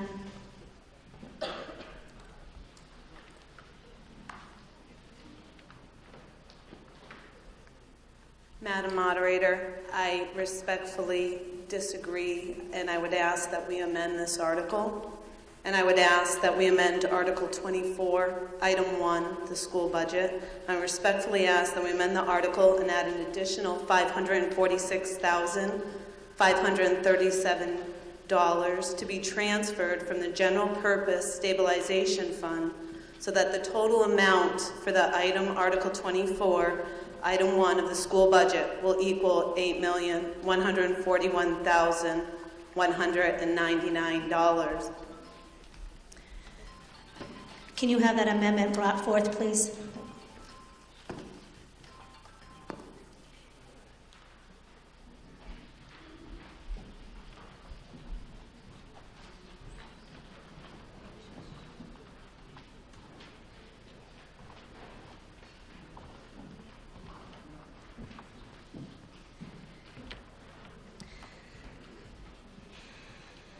So currently, Diana has just offered a second amendment to change the primary amendment that was offered by MRA by keeping it coming out of the general stabilization fund. However, changing the amount and upping it to $546,537. So because we have another amendment being offered, we are going to halt discussion on the first amendment, Emery's amendment, and now discuss the amendment that was just offered. We will only entertain two amendments at the same time, and we will talk about the second amendment now. So first of all those in favor, or can I have a second for the amendment? Thank you. And now I will entertain discussion on the higher amount being offered of $546,537 to be transferred out of the general stabilization fund so that the school budget will now equal $8,141,199. Yes. Amendments can be really good, but they are very, very confusing. If we take this amendment and add it to the previous amendment, and it fails, both amendments have failed. No? We must vote on this amendment first. If this amendment fails, we go back to the first amendment that was offered. If this amendment passes, it will swallow the First Amendment. And this will be the amendment that is attached to the motion.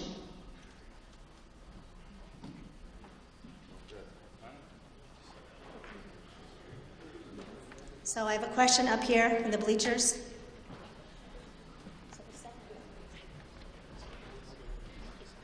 What is the exact amount in our stabilization accounts?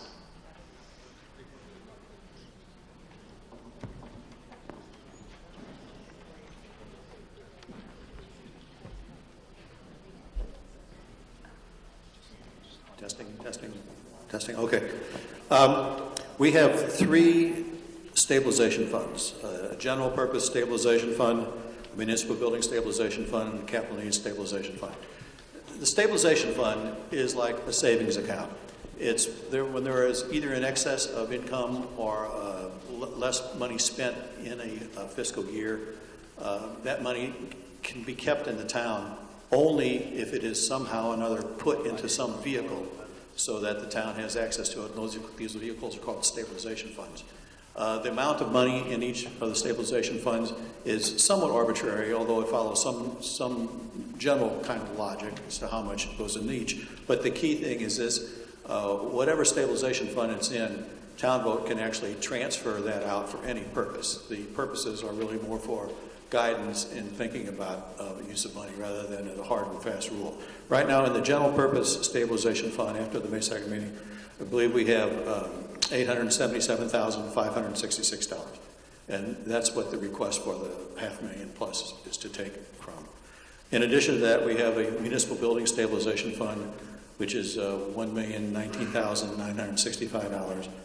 And we have, the municipal building stabilization fund has $1,019,965, and a capital needs stabilization fund has the $1,323,043. The total of the $3.22 million, and there's an additional about $424,000 that we really have earmarked for the future. Over the last few years, we borrow money for our capital items, like the rolling stock for the highway department and so on.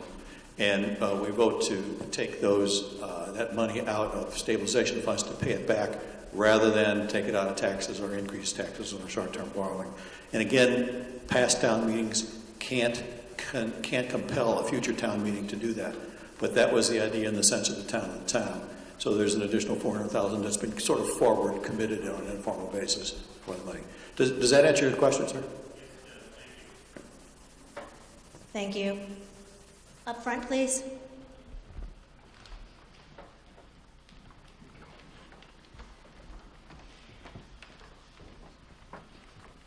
Carl Lindbergh, 19 Cedar Drive. I have a question about the latest amendment and what additional positions or programs would be reinstated with that additional funding. So Diana, can you answer that since you're the one that brought forth the amendment and the additional money?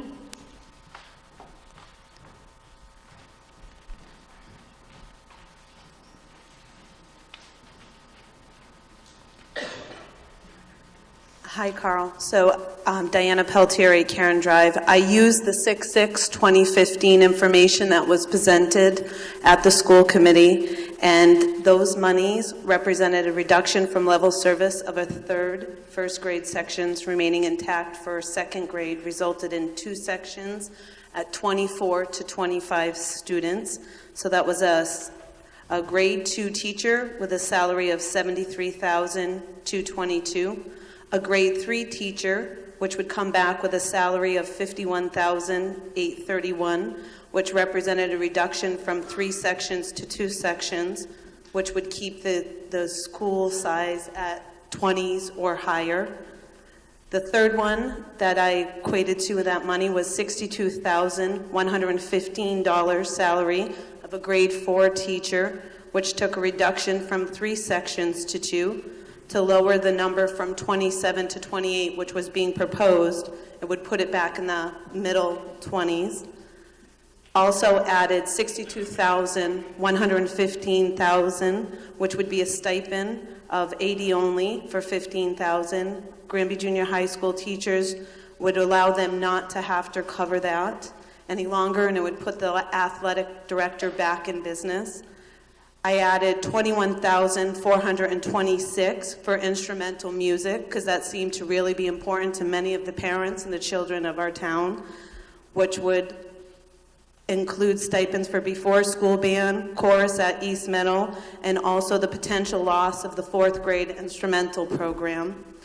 In addition to that, I added $53,904, which would be covered, would go back into a salary so it wouldn't have to be covered by a high school math teacher. Now, there was many requests. The total gap that we needed was $729,357 based upon what the school committee had versus what the finance committee had for our budget in town. Realistically, we can't live and spend what we don't have. So I tried to look at what I thought, me personally, Diana, as a taxpaying citizen, would help as many children in our school district. I know it probably isn't going to make everyone happy.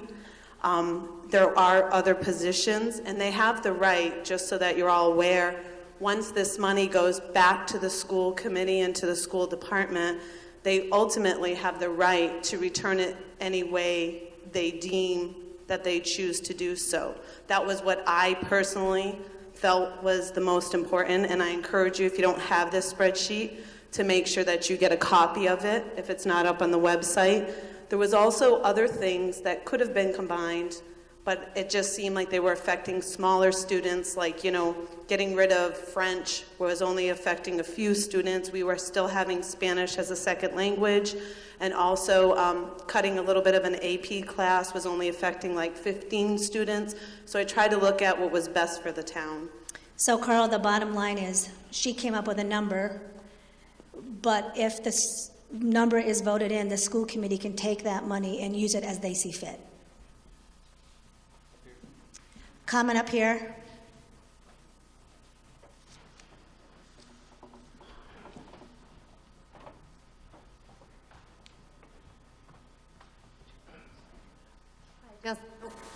You're on.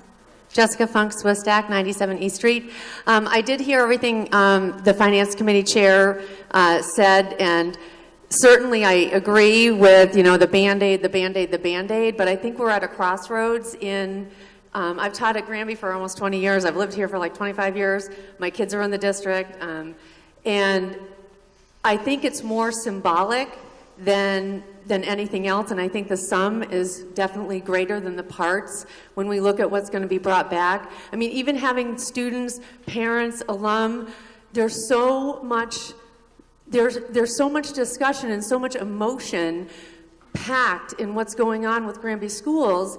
And I think that, yes, this might not be the answer in the way that we need to fund our schools, but I think that what we do here tonight definitely will send a message to the families of Granby, to the students of Granby, to the children, and whether they want to keep raising their families here.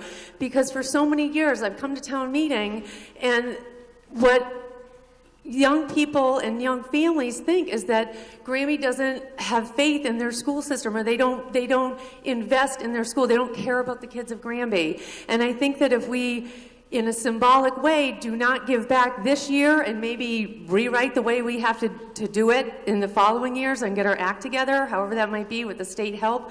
But I think that if we don't do this year and give back to the schools, it is the beginning of the end of what is and what was such a great town. I built my life in this town. Thank you.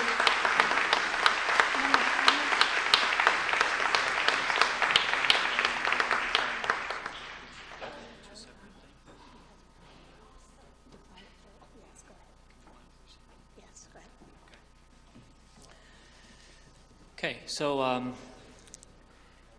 we have two separate amendments. Just to clarify, if the Second Amendment passes, and correct me, I may be adding to the wrong statements, Conroy here.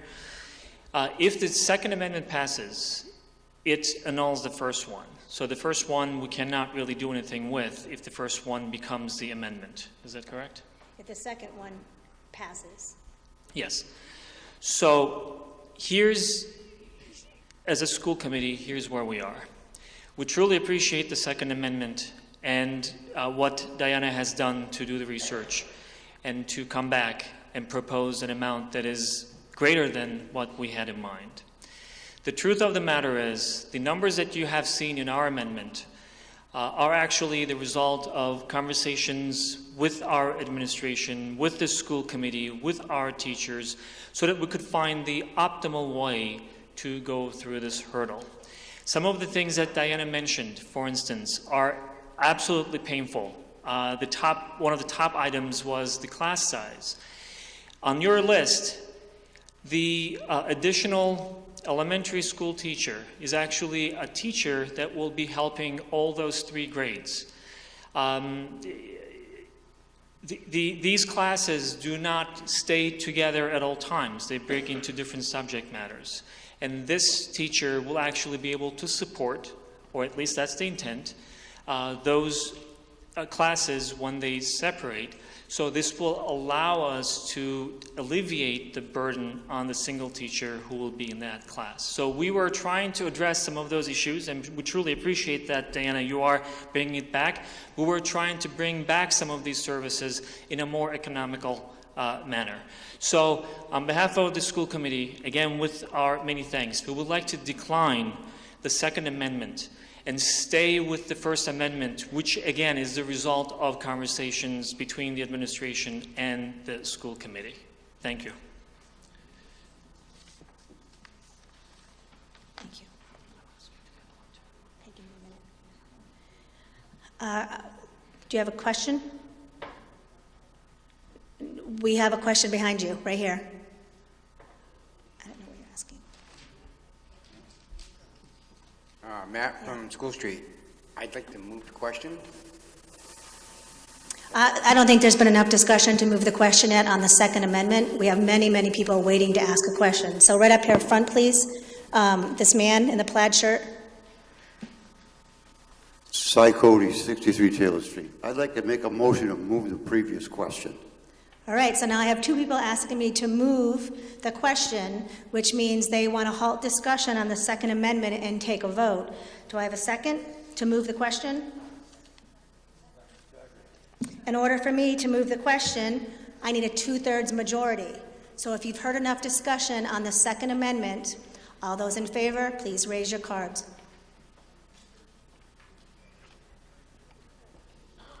Thank you. All those opposed?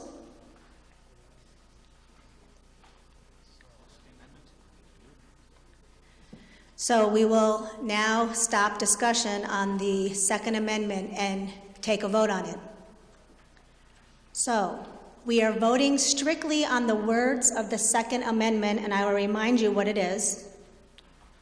That we amend the school budget to add an additional $546,537 to be transferred out of the General Stabilization Fund so that the total amount of the school budget equals $8,141,199.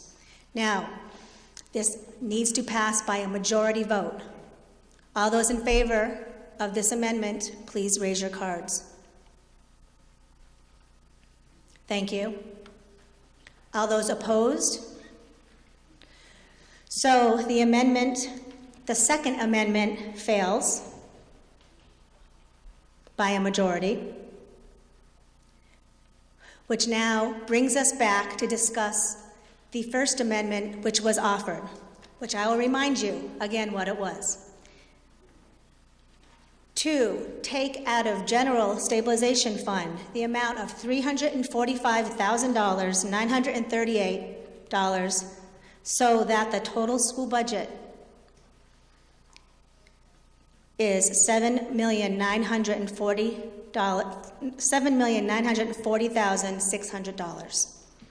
So we will now again discuss this amendment.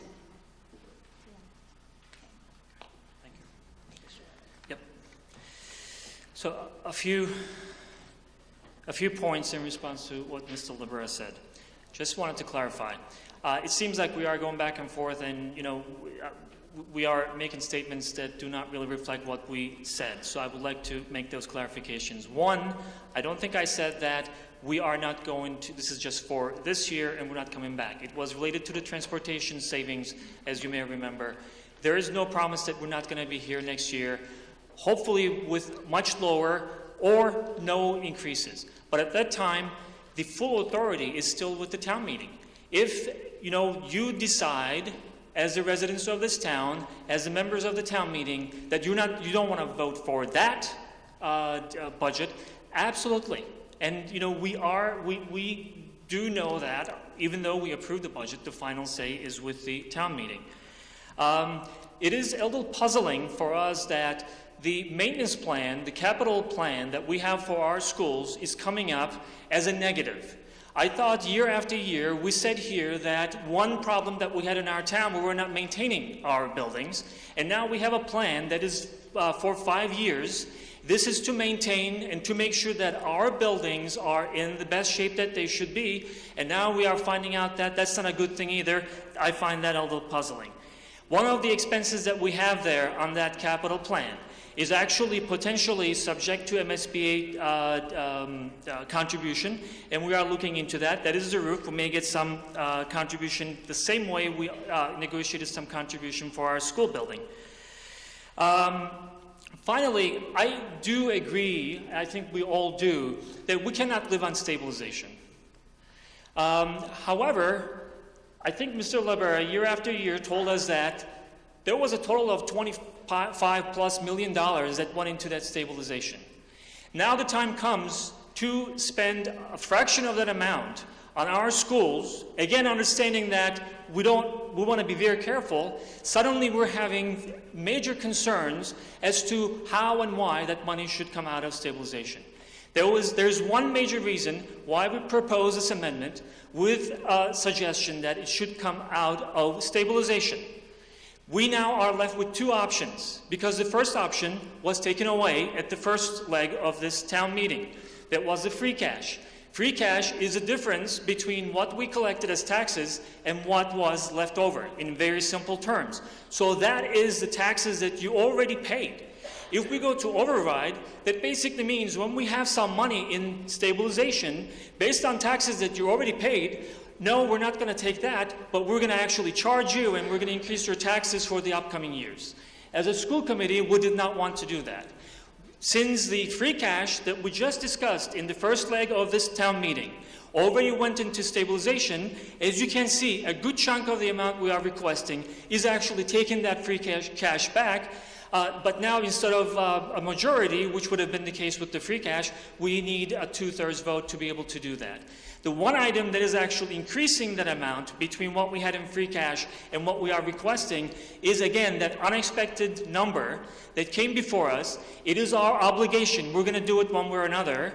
The out-of-district student who needs our town's contribution.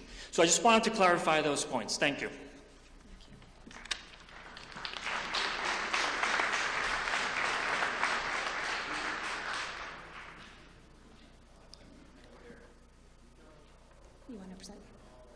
I will have a motion. Mr. Merrill, please. I will entertain a comment from Mr. Merrill.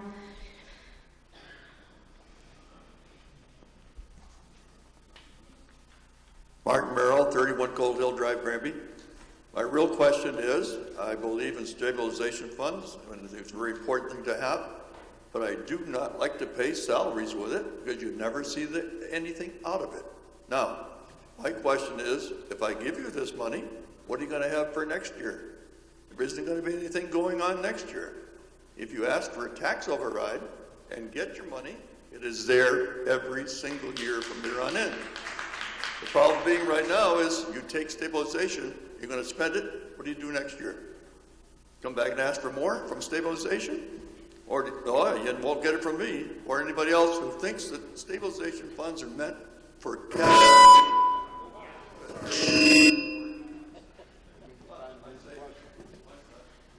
However, I think that if we take it, stabilization, and give it to you to pay salaries or whatever else you're going to do with it, it is not the right way to do it with a stabilization fund. A tax override will give you the money every single year from here on out, and you'll always have that money in your budget. And I think it's a fair way to do it. If people really want to increase your school budget, or whatever you think you want to do, put it on a tax override, go to a town meeting, and have it done. So the bottom line is you prefer the money to be taken through an override and not through general stabilization. It's not on. Press the button. I'm all done.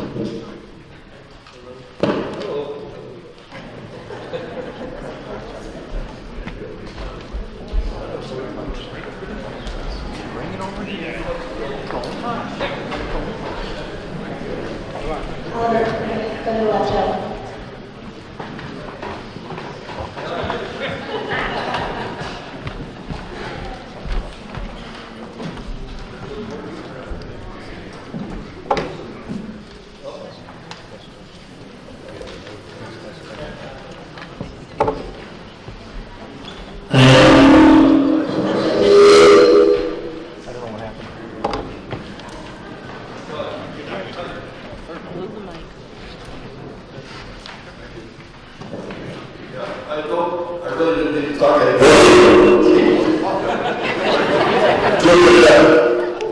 But all I wanted to point out was that taking stabilization fund money to pay salaries is a very foolish use of the money.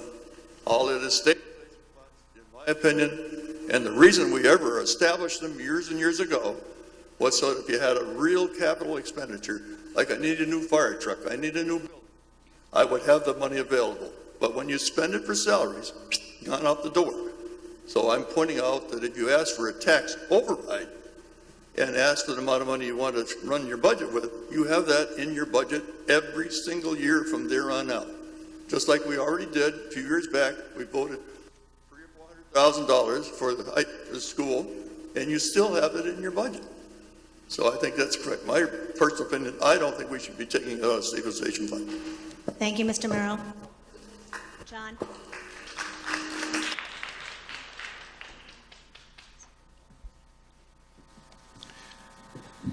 Hi, I'm John Libera, speaking for the Finance Committee.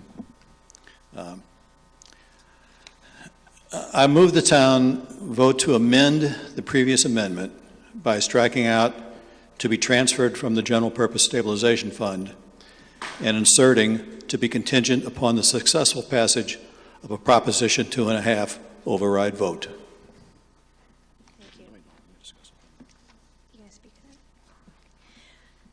So what Mr. Libero has just done is present another amendment, which would strike the language from Emre's amendment, the school committee's amendment, which takes the amount of money out of general stabilization and instead raises the same amount of money through a override.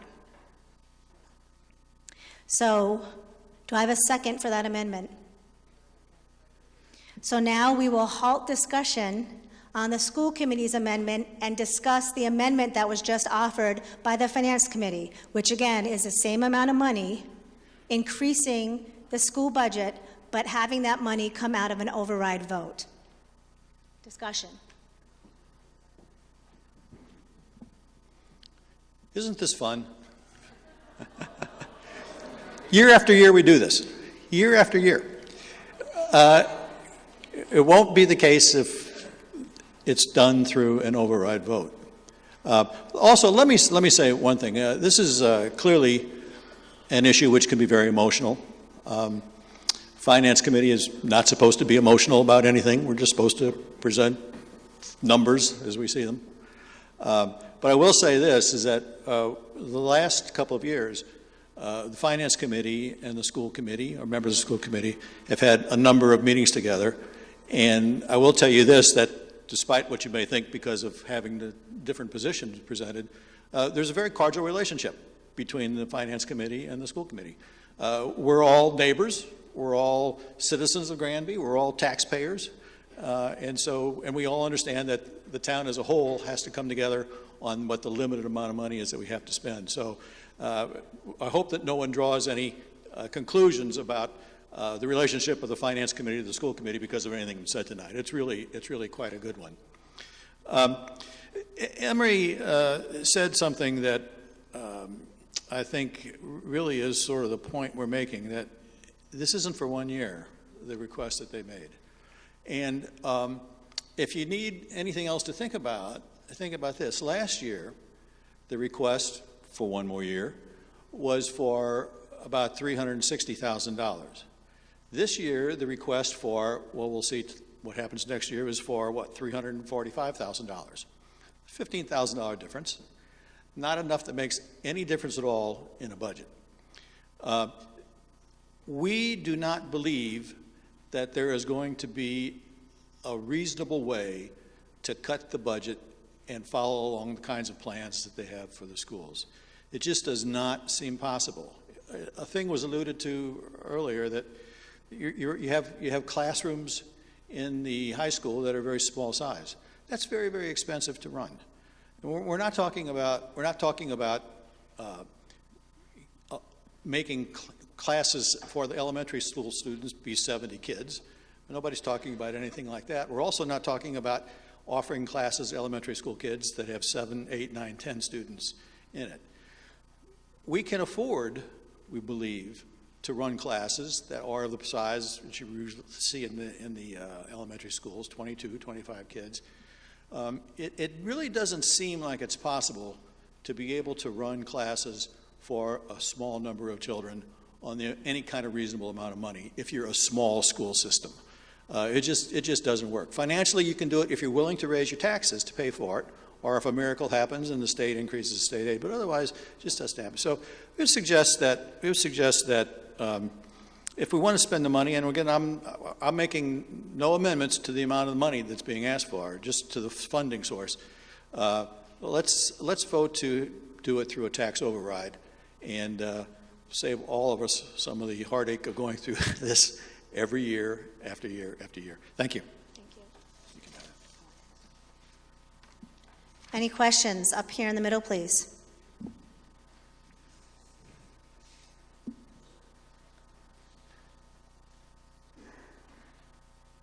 John, I'm surprised in your opening comments from the Finance Committee on page 2.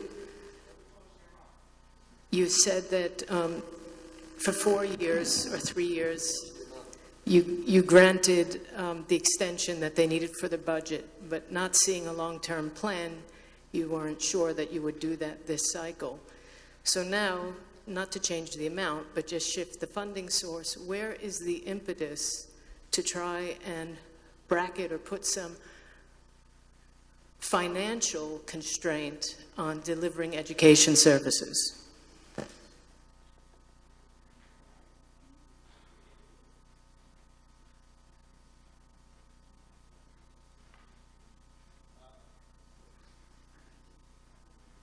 Testing?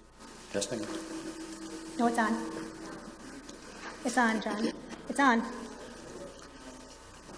Can you hear me? Oh,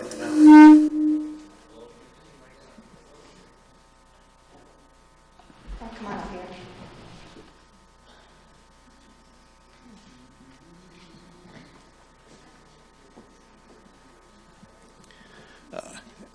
As usual, discussing the school budget becomes complicated. The school budget is complicated.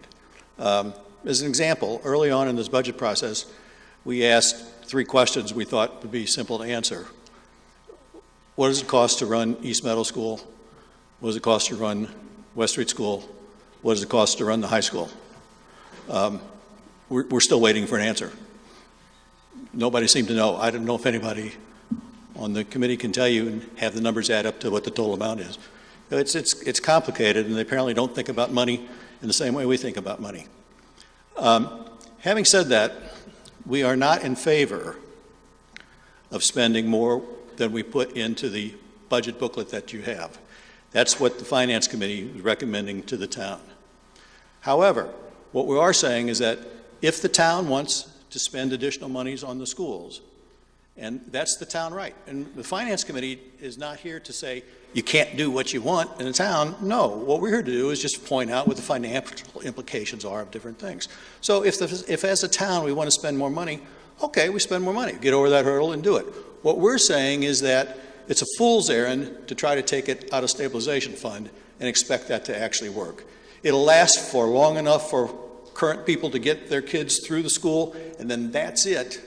But anybody who wants to be here in 10 years, you got a real problem, a real problem. So what we're saying is that what our preferred budget is the one that's in the booklet. But if, in fact, we want to spend more money, we do it through a tax override. Thank you. Discussion up here in the bleachers.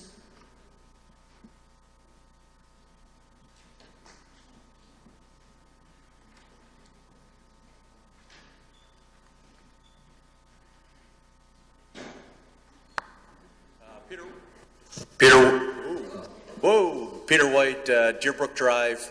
So I just want to maybe need clarification.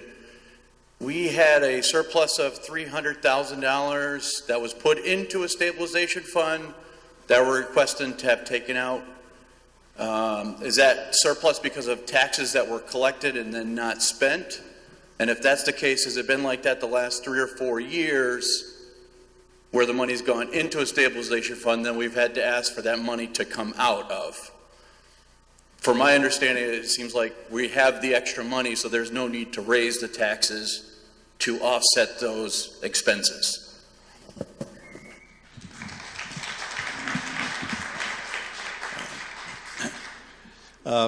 Thank you for that question. It's embarrassing to say, but I actually meant to speak about that when I was up here before. One thing that you may have noticed is that I quoted 2 figures in the beginning. One, the 292,000 plus that we put into stabilization funds, and the other is that the capital requests were 434,000 less this year than they were the previous year. Normally, what happens in the budget process is that the town takes a conservative estimation of what its income is going to be, and to build in something for free cash to show up the next year. But the other thing that I know goes unnoticed, because we've heard the exact opposite spoken a number of times, is that therefore it's extra money every year that the town has. But if you actually take a look at what happens in special town meetings through the fall and through the spring, virtually all that money winds up getting spent. What had happened before was that we had gotten to the point where, particularly the last few years before the last 2, we had worked on the Finance Committee to try to make sure we were trying to protect the money that came in from the landfill revenue. And so we were able to put large amounts of money into the stabilization funds. But if you actually look at the math and the figures behind that, what we were doing was protecting just the money that came in from the stabilization funds. We were doing everything we can to keep that away from being used as part of the ongoing expenditures. And we're putting away so we could use it for capital. And that's why we thought that we could contribute $2 million out of stabilization fund to fund the new school going up. So it is unusual that we would have this sort of money left, because when landfill went, that was really basically the source of what our free cash was. And it's not just taxes. We collect money from a number of different sources, from the state, from taxes, from the excise tax on automobiles and so on like that. So it's that total income that comes in. There can be more than is budgeted for originally, and we hope that that happens. There also can be less expenditures than we budget for in town meeting. That's rarer, as you can imagine. So that's where it comes from. But it's unusual that this year, and if you just take a look at the two figures, 292 went in, but we held off. There were virtually no capital expenditures, 434,000 left. We would have been in a deficit position again this year if we'd gone with the normal kind of flow. Thank you.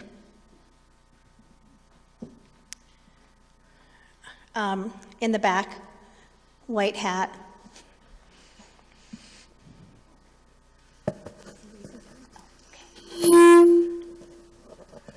If any of us are getting a little tired of the same discussion, I will say that previously, Madam Moderator, you told us that we were only allowed to have 2 amendments on this article.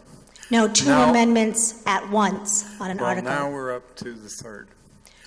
There really isn't any difference at this point in the meeting if we can't get 2/3 to pass this 3rd amendment. Then the question will be, can we get 2/3 to pass the stabilization amendment? I think the discussion at this point really doesn't add anything, and it doesn't add any information. And could we please move this forward? Move the motion.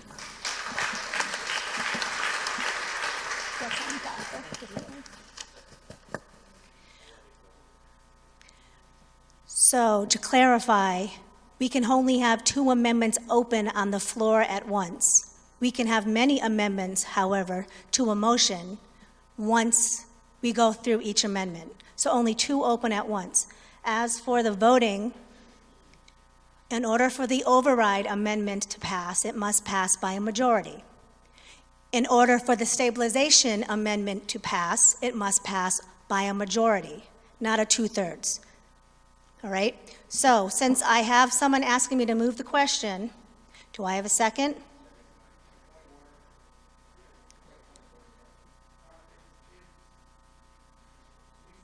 Can you come up with a microphone?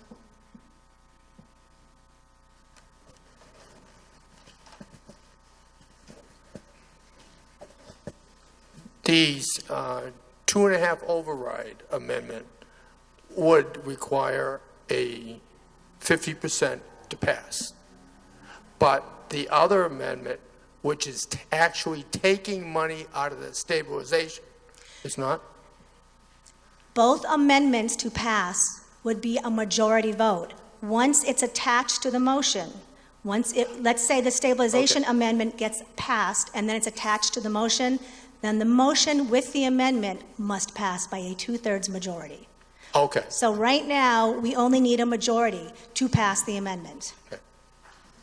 So since I have been seconded to move the question, we are now halting discussion on the amendment regarding the override and voting on it.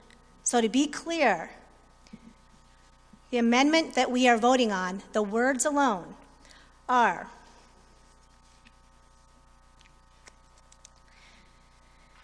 to take $345,000, $938 out of, let me get this. We add an additional $345,938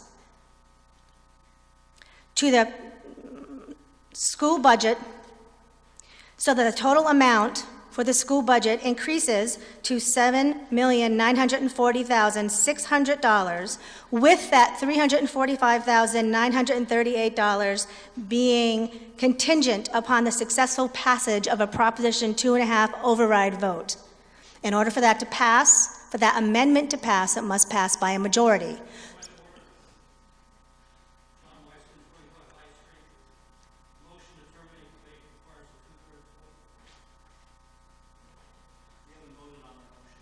Oh, I'm sorry. All right.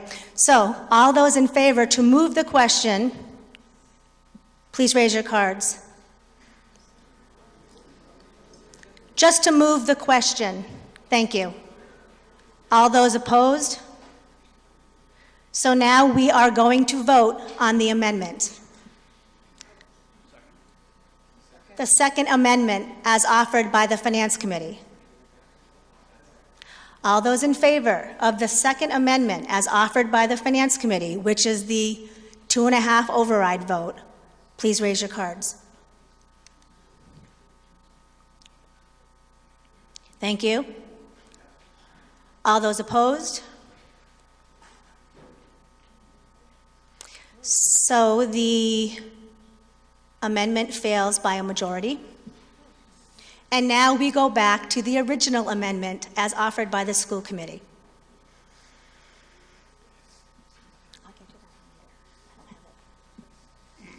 So now back on the table is the original amendment. Is there any further discussion on the school committee's amendment of $345,938 to come out of the General Stabilization Fund? Ms. McDowell, please.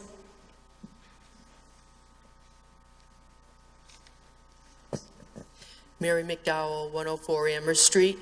I just have a question regarding the statement that I heard at the beginning of the meeting by Mark, indicating about a $350,000 deficit that between the lunch program, school choice, et cetera, which we haven't really mentioned how we're going to deal with that. And I'm just concerned, before I go further in my own thought process, how are we going to deal with that, as well as the $345,000 or $346,000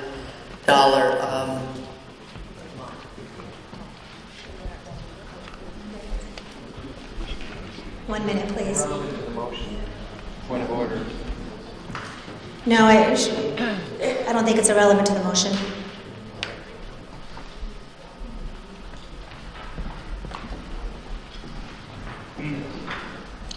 We don't have a specific thing yet. Right now we're working with the state to figure out. We're hoping to play it off 1 year at a time. It would have to be taken out of the tax levy or stabilization or something else. But until that happens, until we know from the state specifically, we don't know. Way in the back, please.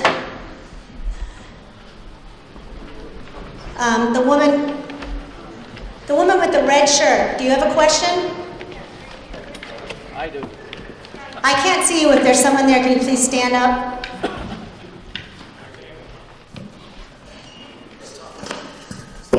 It's 143 East Street. I'm sorry, what was your name? Michael Kamenides, 143 East Street.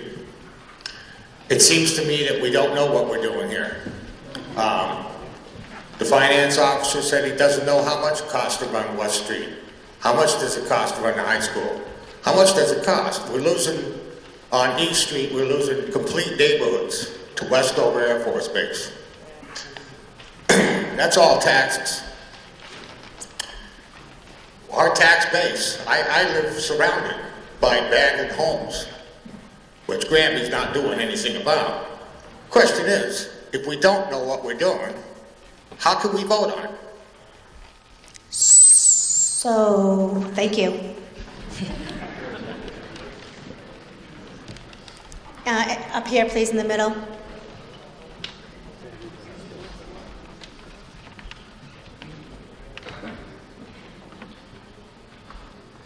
Rich Demaraki, Bachelor Street.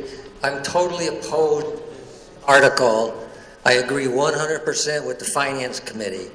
The Finance Committee has asked the school committee for the last 5 years to find ways to be innovative and to cut their budget.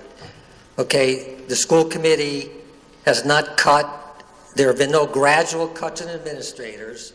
There's been no elimination of wage increases for administrators. There's been no cuts in salaries for administrators. The school committee has not looked at the portion that employees pay for health insurance. That's a big number. Now, Emory alluded to the fact that they can't do much for teacher salaries because they're union people and they're negotiated. And I've heard that several times. And the school committee is the one who negotiates teacher salaries and benefits.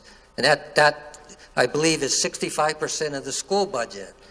So these big ticket items, I don't see where they've even addressed them. I've listened to their budget meetings, and not once did they bring up any of these facts. Number two, Mary brought up the point, and I think it's $361,000.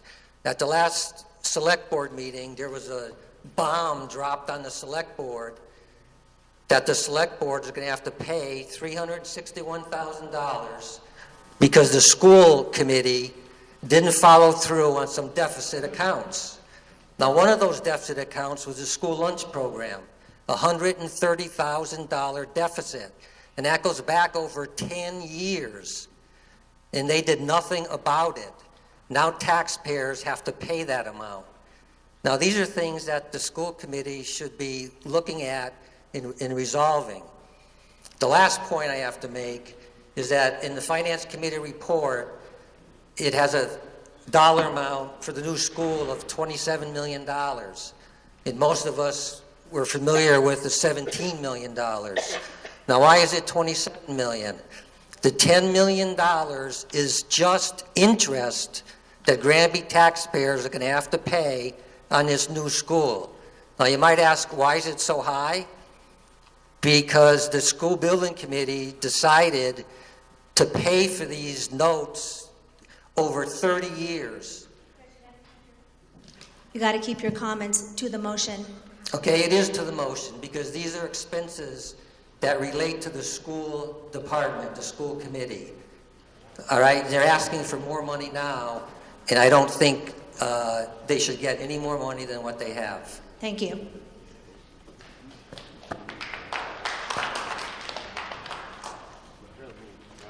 Pam?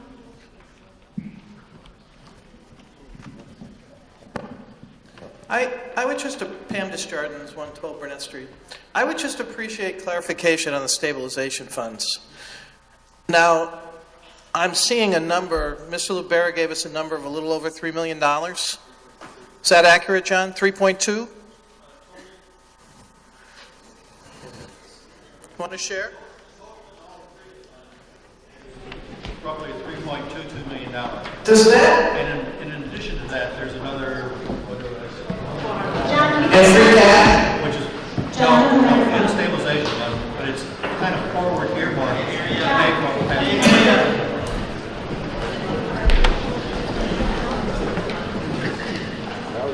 I'm sorry, in the stabilization funds, there's about $3.22 million. And in addition to that, there's another, I think the figure I think is 420,000 or so, that is basically earmarked forward for borrowing we've done in meetings, town meetings in the past time, where we borrowed money to pay for our equipment. And we said at the meetings that we would not do the repayment of those borrowing funds from tax dollars, but we take it out of the stabilization funds. It's basically appropriate use of stabilization funds. Now, John, that 3.2 million doesn't include the 2 million that went to assist with the schools?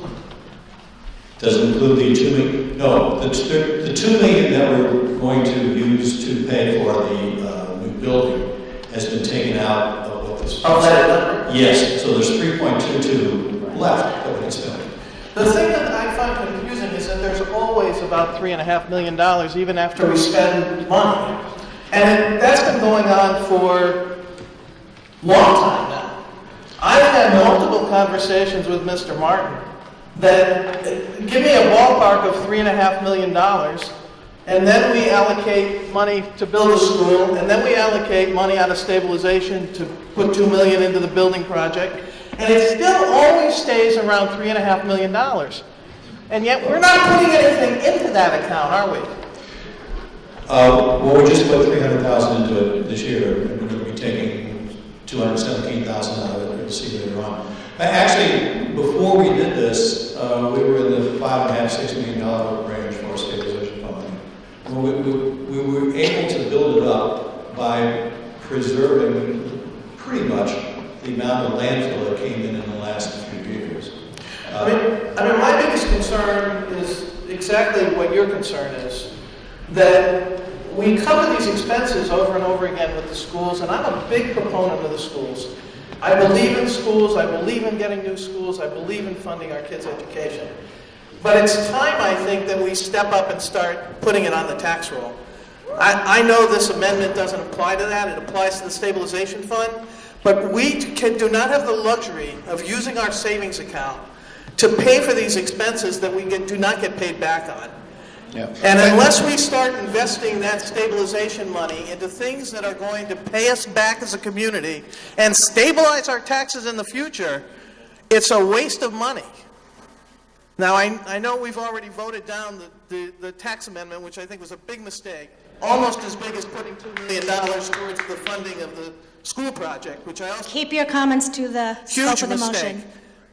Well, it is part of it's all wrapped up with the school expenses, Madam Moderator. But we're specifically talking about money coming out of general stabilization for this amendment. Stabilization is a big issue in this community. We are running out of money. We are not adding to those funds for all practical purposes. If we continue to take money out of stabilization, we're going to find ourselves without a savings account pretty soon. It's going to happen very, very quickly. Thank you, Pam. So unless somebody has something different to offer, I'm going to move the question. So is there anybody here who has something to say that hasn't been touched upon?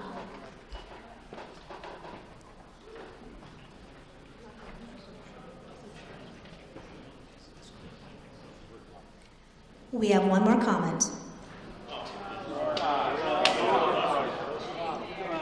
Well, thank you for your patience. I wanted to clarify one thing. It seems like we have a little problem with our discourse and communication. There are some false accusations, first of all, that the school committee was in possession of certain knowledge, and yet we did not. Rich, you come to our meetings, and I really, it is one thing to say that we do not know how to run our business, which is fine, we can discuss. But it is another thing to say that the school committee actually was in possession of some information, which is completely false, and that, we did not do anything about that. On the other side, because it may impact your vote, because we heard it from some other folks, this is something that some of you at least, may be familiar with.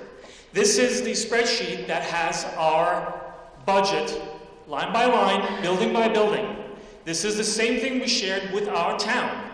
This is the same spreadsheet, and it goes to every detail by building. We share the same spreadsheet with our finance committee, and I just checked my email. The latest version was sent to the finance committee on May 19th.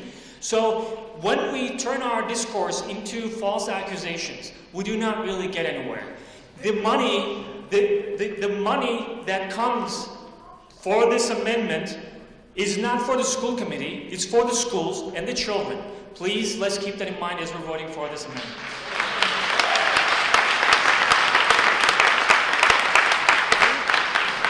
So we will now be voting on the amendment, the words of the amendment. In order for the amendment to pass, it must pass by a majority. So all those in favor of the amendment, which puts forth $345,938 out of general stabilization, please raise your cards. Thank you. All those opposed?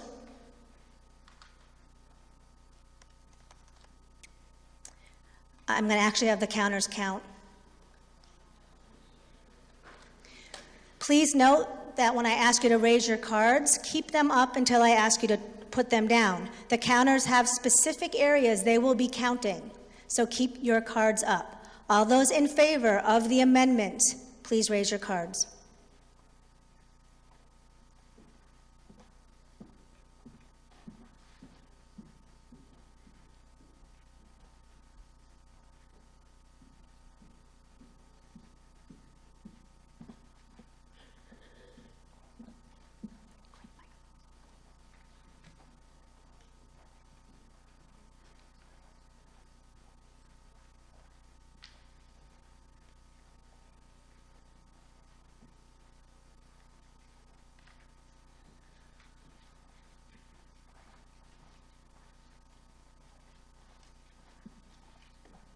Okay, you can put them down.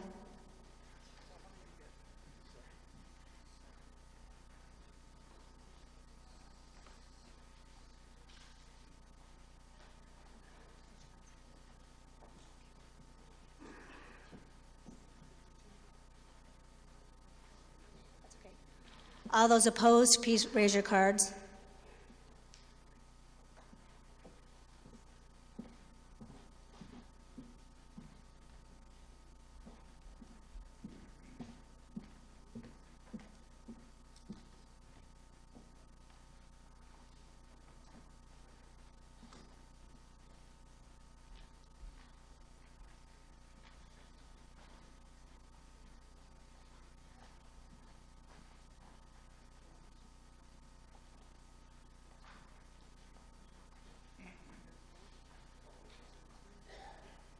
You can put your hands down.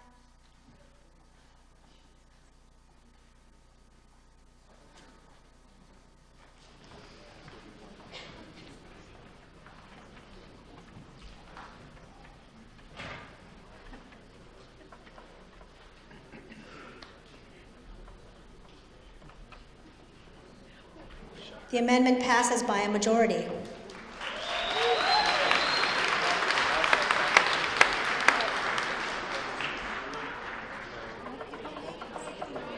Don't leave! Don't leave! Don't leave! That's not the vote! Don't leave! And then they're going to reopen it after you go home. That's what they do every year.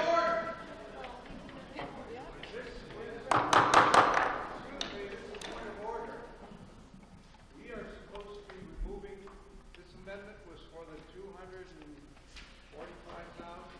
where was it? The amendment we just voted on was to take an additional $345,000 out of general stabilization.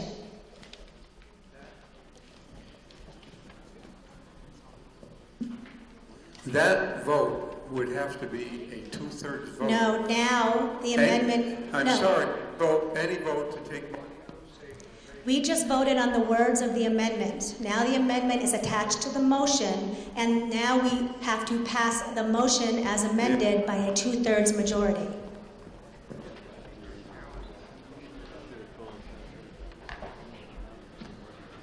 So now we will go back to discussing the motion as amended.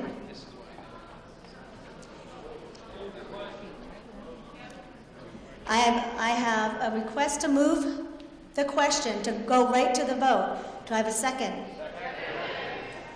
All those in favor? All those opposed? Thank you. We will now move the question. So because the school budget has been amended to take additional monies out of stabilization, it will now require a two-thirds majority to pass.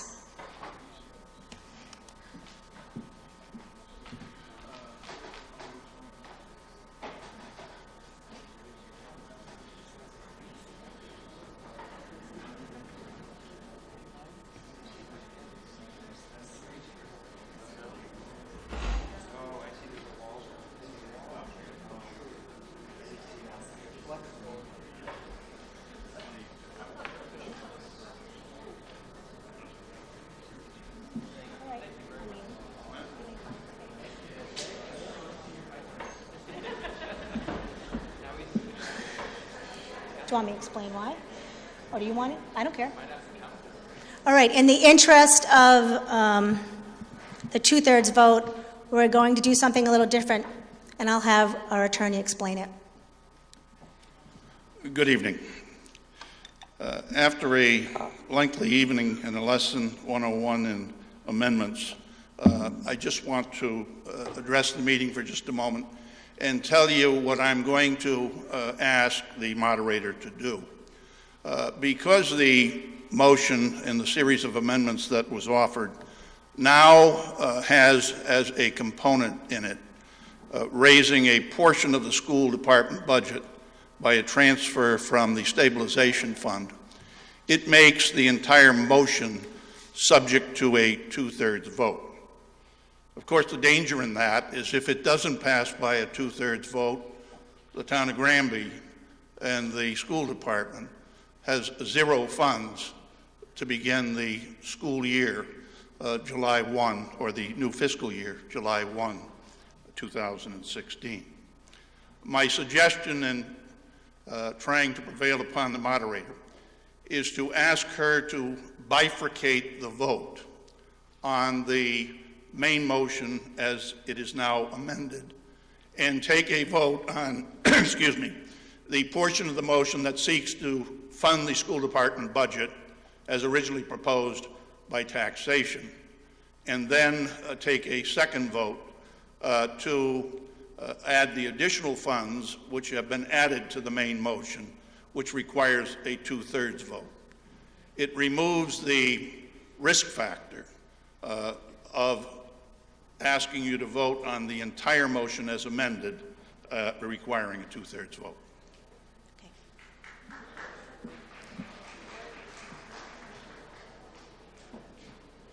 Question? Go ahead. Wait, microphone's coming.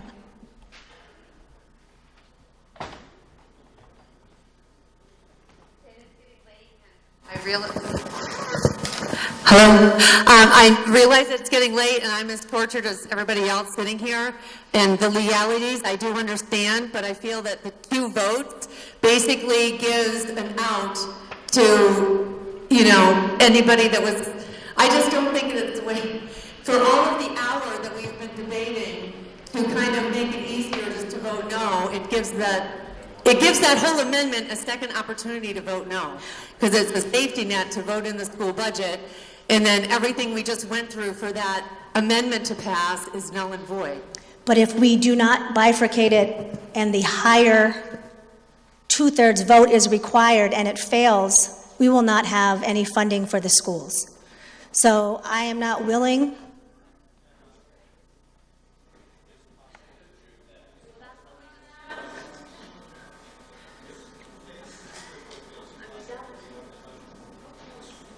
It is.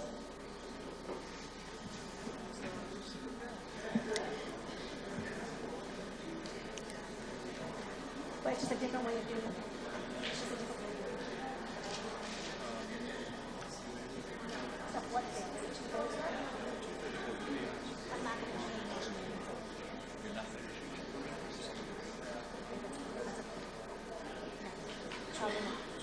Because people are leaving.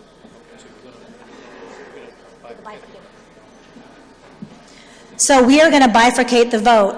So the first vote is going to be for the school budget as written in the motion. And then I'm going to ask for a second vote, which is for the amount of money to come out of stabilization. So all those in favor of the motion under item 1, Article 24, taking $7,594,662 for the school department, please raise your cards. Thank you. All those opposed? So that motion passes unanimously. The second vote will be for taking the additional money out of general stabilization.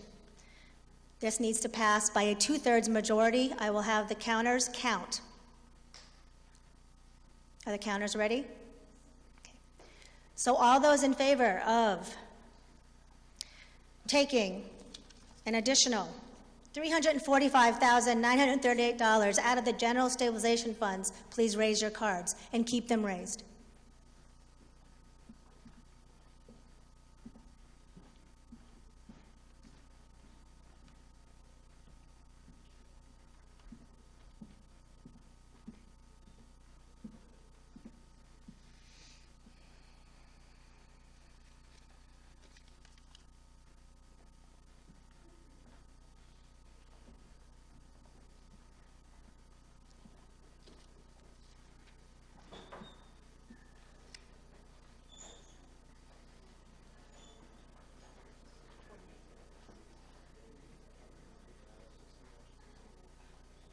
Okay, you can put your cards down.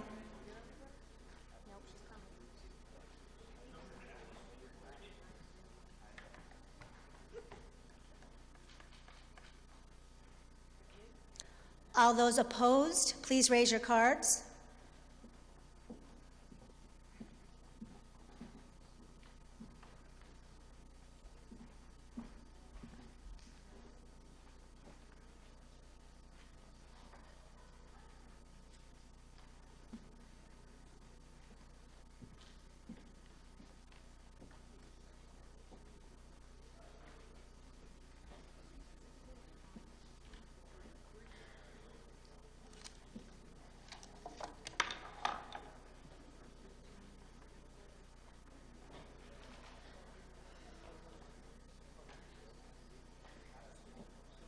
Cards down, please.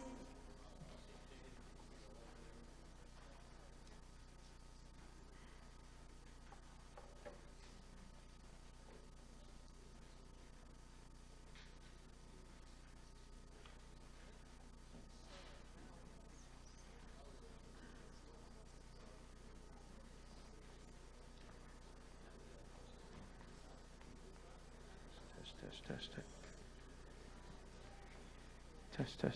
Test.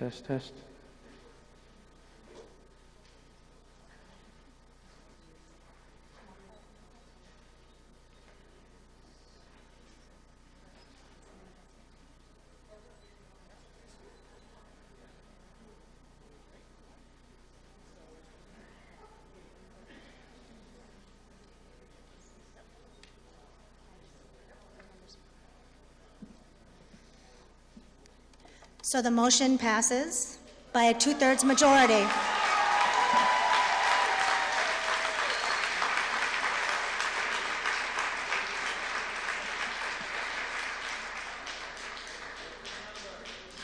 $167 yeas to 65 noes.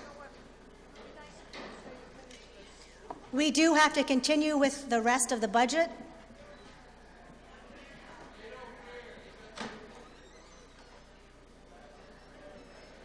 I will take a 2-minute recess so the people who are leaving can leave and we can continue on with our town meeting.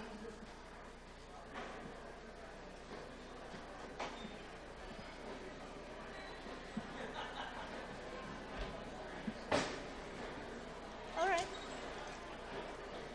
Motion to reconsider?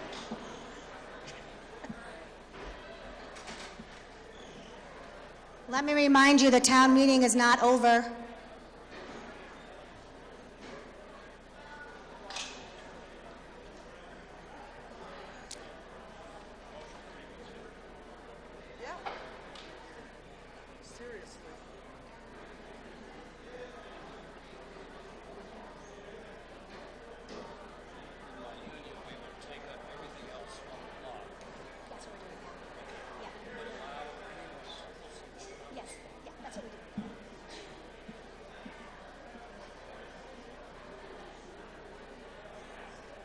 I'm like,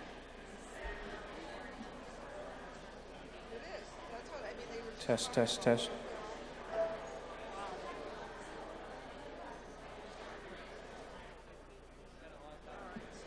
ready? So the moderator will now begin. I will call on Mr. Libera to present the motion under Article 24, Item 2.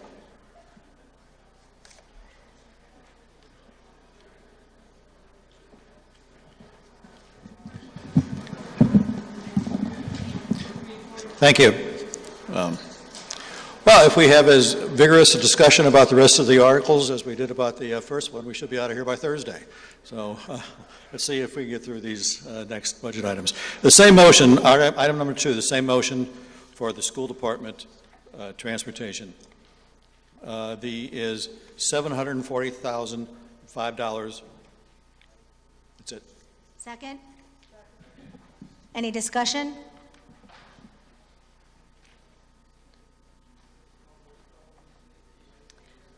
All those in favor of item 2 under Article 24, please raise your cards. Thank you. All those opposed? Item 2 passes by a majority. For the rest of the items in Article 24, we will read them in blocks. You will have an opportunity to discuss any of the items in a block that is presented, and then we will vote on each item, just in the interest of time. So now Mr. Libera will present the motions under items 3 through 6. Item 3, the same motion. The moderator, salary $175, expenses $75, total $250. Item 4, same motion. The selectman, salary $9,321, personal services $184,794, expenses $103,512, capital outlay $30,000, total $327,627. Now, item 5, same motion, finance committee, expenses $1,744. Item 6, same motion, town accountant, personal services $22,500, expenses $26,660, total $49,160.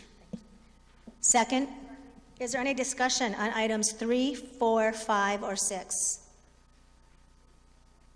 Over here, please.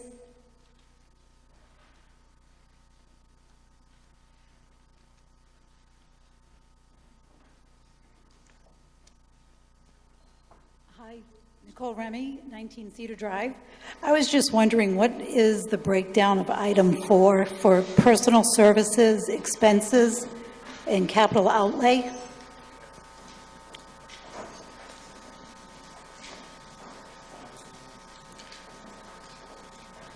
Can we answer that for the selectmen?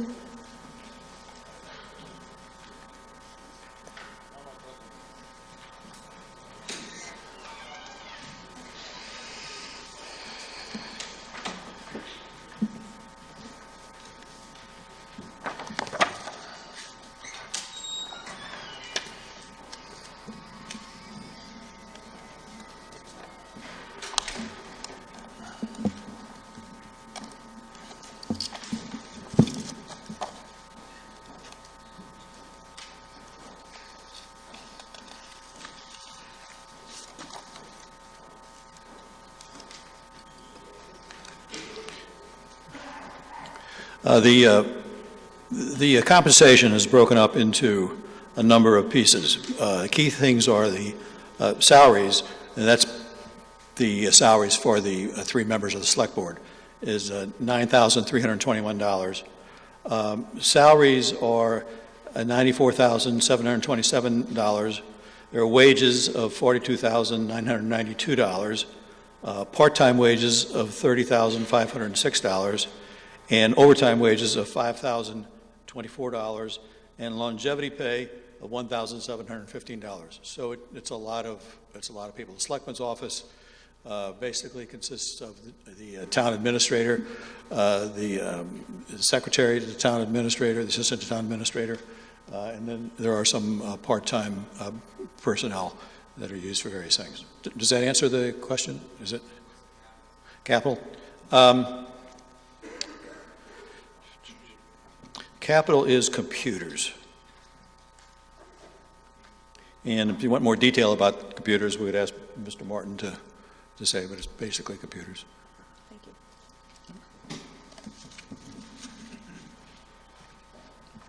You want to discuss something more? You want to say more to that?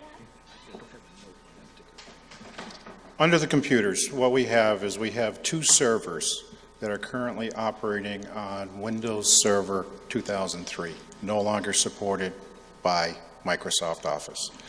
So we are replacing those two servers to the tune of about $25,000.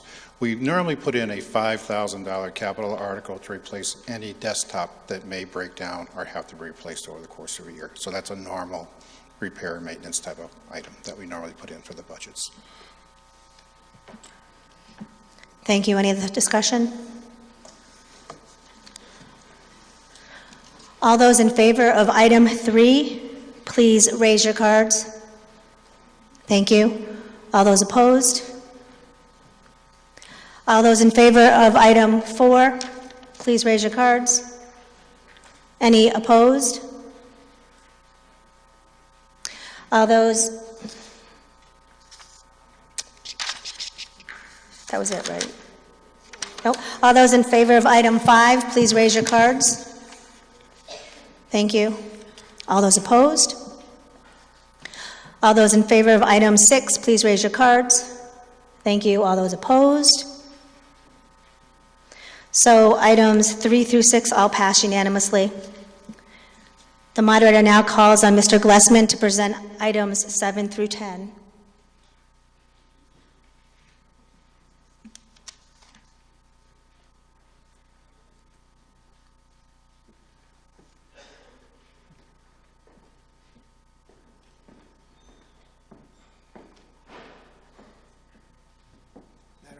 Madam Moderator, my luck with the mic is the same as everyone else's. Item 7, same motion, assessors. Salary, $10,671. Personal services, $33,810. Expenses, $17,969. Total, $62,450. Item number 8, same motion, town treasurer. Salary, $47,976. Expenses, $5,300. Total, $53,276. Where are we here? Item number 9, same motion, tax collector. Salary, $41,757. Personal services, $10,000. Expenses, $20,543. Total, $72,300. Item number 10, same motion, personnel board, expenses, $500. Thank you. Second, any discussion on any of those items?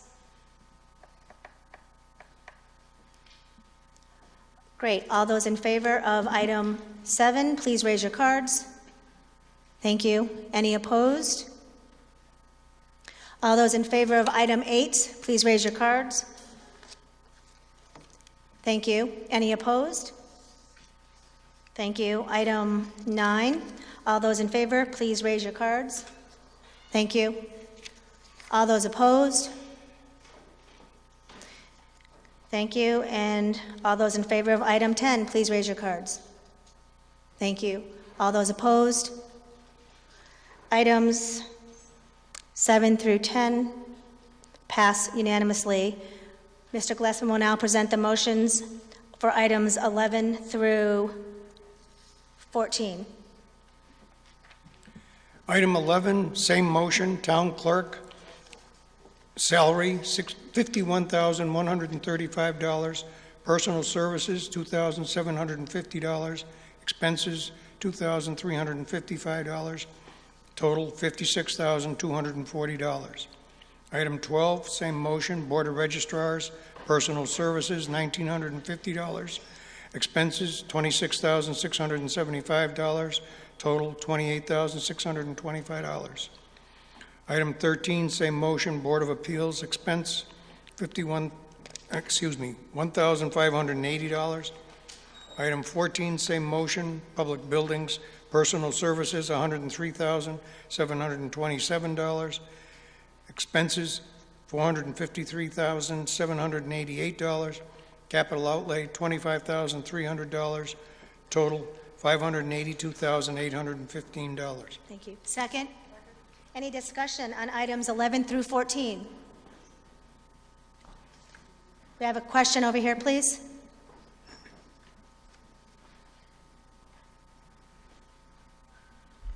Jeff Skelski, 21 Taylor Street. Could we get some clarification on item 14, please? Public buildings. What would you like for clarification? On how each of the items break down. The personnel services, is that 1, 2, 3 employees? What is the expenses?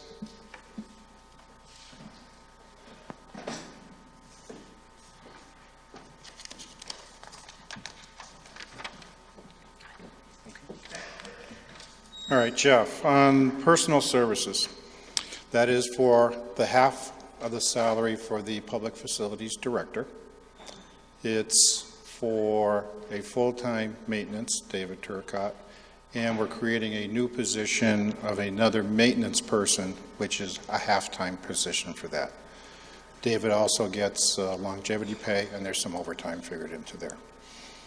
Does that answer your question good enough for that one? Under the 453 for expenses, the majority of that is our utilities and our heating budget.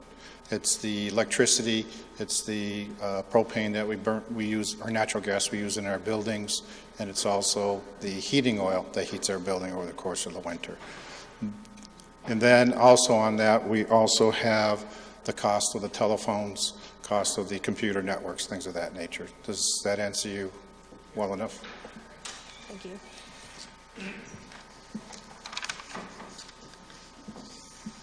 So all those in favor of item 11, please raise your cards. Thank you. All those opposed? All those in favor of item 12, please raise your card. All those opposed? All those in favor of item 13, please raise your cards. Thank you. All those opposed? All those in favor of item 14, please raise your cards. Thank you. All those opposed? So items 11 through 14 all pass unanimously. I will now call on Mr. Mr. Wilson to present the motions for items 15 through 18.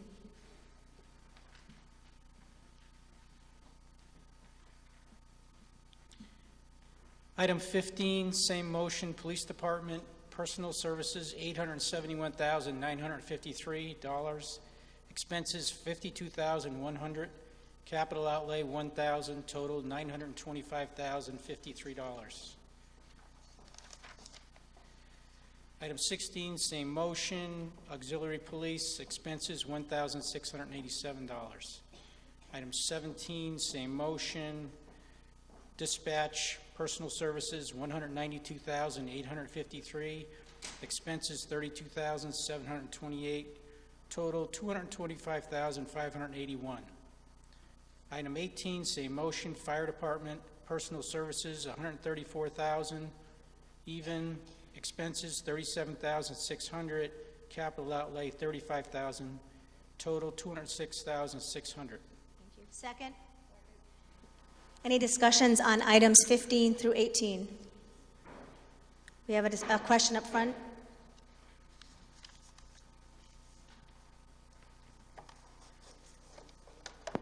Elaine LaFleur, 235 Chicopee Street.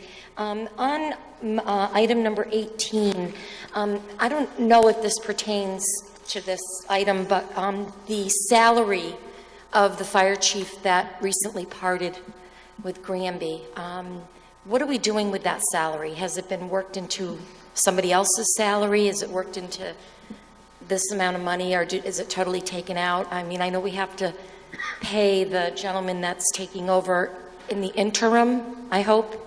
So I'm curious, and I could be all wrong.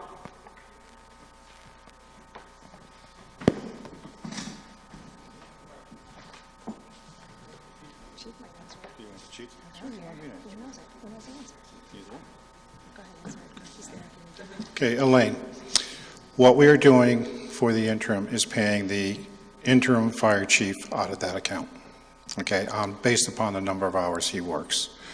We have appointed a fire chief committee to go through, look at the current job description, decide if we need to change it at all, and then go out and advertise for a new fire chief, and hopefully we'll be able to get that individual in no later than December of this year. That's what we're hoping for.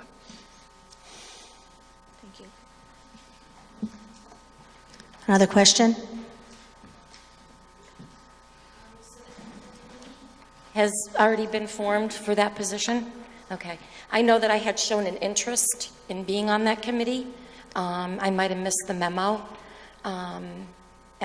So Elaine, but you have to keep your question to the motion. Okay. Sorry, I guess next time. You can talk afterwards.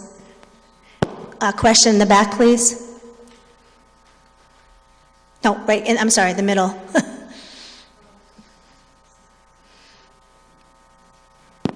Quickly, item 17 under dispatch. I don't understand maybe what that is, but are the personnel services, our employees in town? For dispatch, are the personal services for employees in town? Chief's coming to answer that.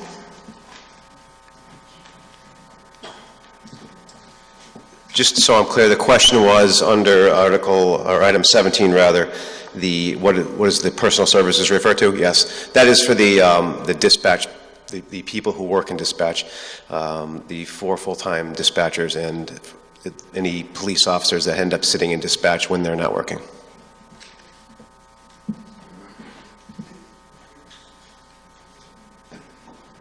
We have another question? For the police department, does that include the personal services?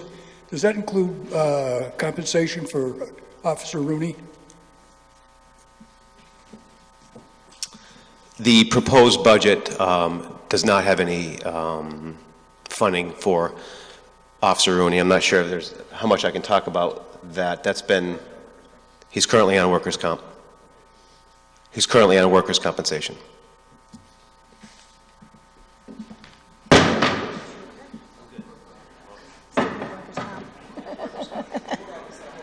Yeah. All right, all those in favor of item 15, please raise your cards. Thank you. All those opposed? Thank you. All those in favor of item 16? Thank you. All those opposed?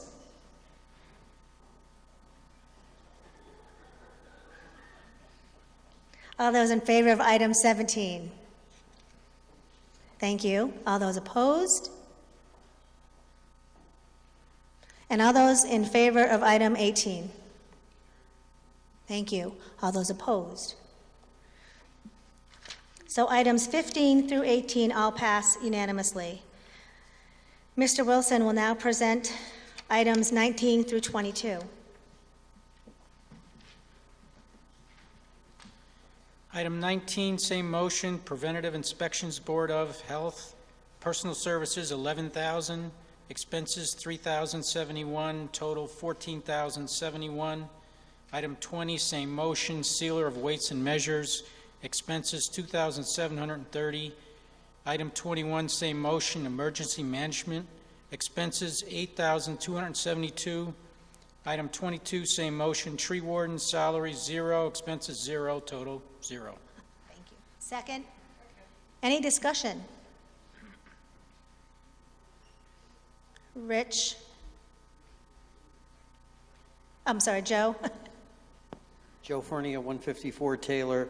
So for tree warden, does no salary and expenses mean we have no tree warden? Or they're not doing anything?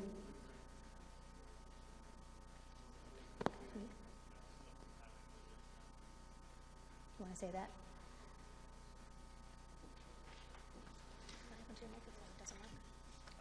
Highway superintendent is now our tree warden, and that salary has been folded into the highway department budget.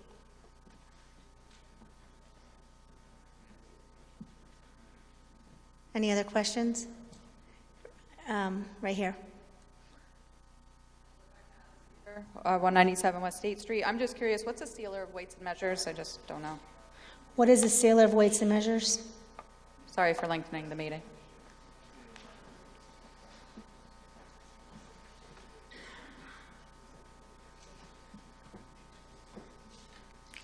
The sealer of weights and measures is responsible for going throughout the town and verifying that the gas pump is actually giving you a gallon when it says it's giving you a gallon of gas, and that it weighs a pound when you put it on a scale and says it weighs a pound. That's basically his job, is to verify that everything is properly recording the weights or the ounces of everything. Thank you. So all those in favor of item 19, please raise your cards. Thank you. All those opposed? Okay, all those in favor of item 20, please raise your cards. Thank you. All those opposed? Thank you. All those in favor of item 21, please raise your cards. Thank you. All those opposed? And all those in favor of item 22? Thank you.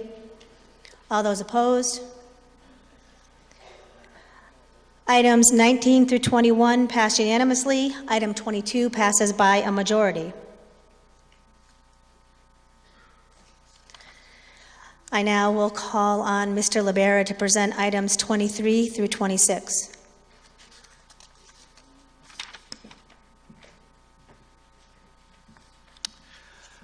Item 23, same motion, Highway Department. Personal services, $323,409. Expenses, $49,300. Maintenance of roads, $171,600. Total, $544,309. Item 24, same motion, snow and ice control. Personal services, $78,293. Expenses, $14,000. Maintenance of roads, $113,500. Capital, $16,000. Total, $221,793. Item 25, the same motion, cemetery. Personal services, $16,720. Expenses, $2,580. Total, $19,300. Same motion for the Board of Health. Salary, $2,754. Personal services, $24,887. Expenses, $8,436. Total, $36,077. Second, discussion for items 23 through 26. All those in favor of item 23, please raise your cards. Thank you. All those opposed? Thank you. All those in favor of item 24, please raise your cards. Thank you. All those opposed? Okay, and all those in favor of item 25? Thank you. All those opposed? And all those in favor of item 26? Please raise your cards. Thank you. All those opposed? So items 23 through 26 all pass unanimously, and now Mr. Libera will present the items 27 through 30.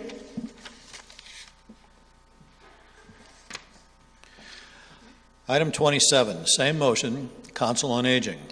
Personal services, $89,350. Expenses, $4,518. Total, $93,868. Item 28, same motion, Senior Lunch Program. Personal services, $17,477. Item 29, same motion, Veteran Services. Expenses, $70,000. And item number 30, the same motion, Public Library.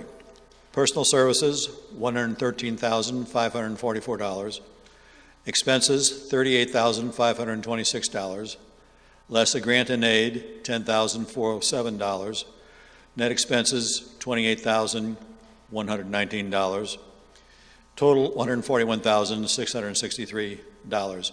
The grant and aid is the amount of money that we get from the state for libraries, and it drives some other things about the library budget. In order to get this, you have to maintain a certain minimum library budget. Thank you. Second. Any questions on items 27 through 30? We have a question in the back, please.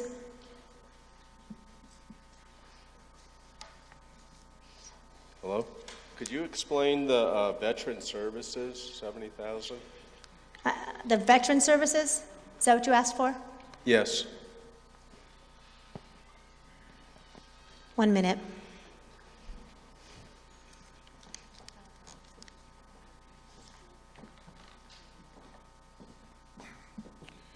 The Veteran Services budget is an amount that's put aside for veterans who live in town who need assistance, either for medicines, medical procedures, if they happen to die in town, burial expense, or just they lost their jobs, so they need income, things of that nature. Basically, it's an assistance program for veterans in the town who need it from time to time.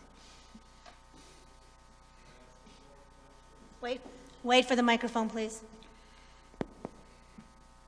Is that? Say it again. Is that amount used annually? Every year it's appropriated? For this current year, we had 80,000. We weren't using that full amount, so it was reduced to 70 for next year. It actually is based upon the number of veterans who are coming in for assistance. Sometimes we may only have like 6 people, sometimes we may have 8 or 9. That determines what we think is going to end up being the amount that we think or project to spend over a course of a year on the veterans. You can. Yeah, 75 cents for every 20. There's another thing. We have to carry this as a $70,000 budget item because that's the amount that's spent, actually.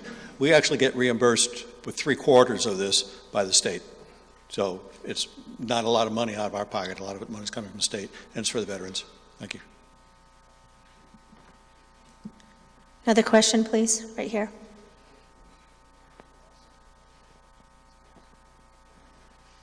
Abelson Cold Hill, who administers the Veterans Program?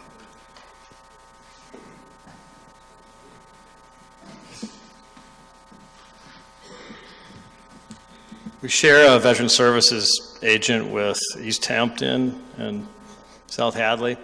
So he's certified, and that allows us to get grant money back.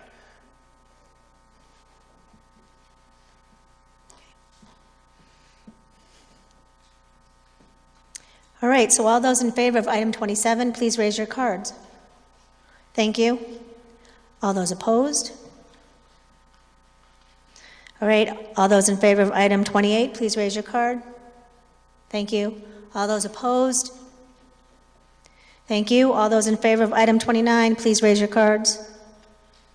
Thanks. All those opposed? And all those in favor of item 30, please raise your cards. Thank you.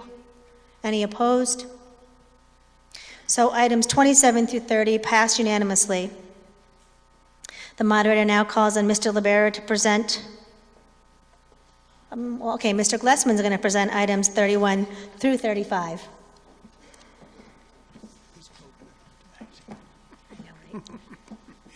Item 31, same motion, Historical Commission, expenses $250.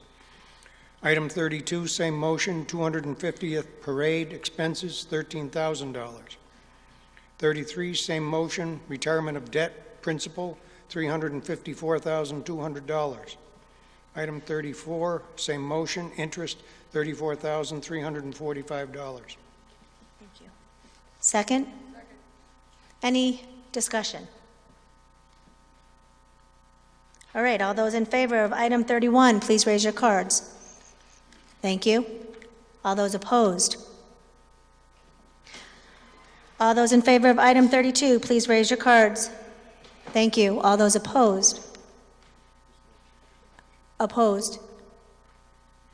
Thank you. All those in favor of item 33, please raise your cards. Thank you. All those opposed? Okay, and all those in favor of item 34, please raise your cards. Thank you. All those opposed? And all those in favor of item 35, please raise your cards. Oh, did we not do 30? You didn't read 35? No. So don't raise your cards. Mr. Libero will now, Mr. Glessman, still Mr. Glessman will now present 35 through 41. It's going to be a big chunk. Item 35, same motion, casualty and liability insurance, $194,545. Item 36, same motion, county retirement, $892,759. Item 37, same motion, workers' comp, $110,131. Item 38, same motion, council of governments, $2,318. Item 39, same motion, unemployment compensation, $42,603. Item 40, same motion, group health and life insurance, $1,401,701.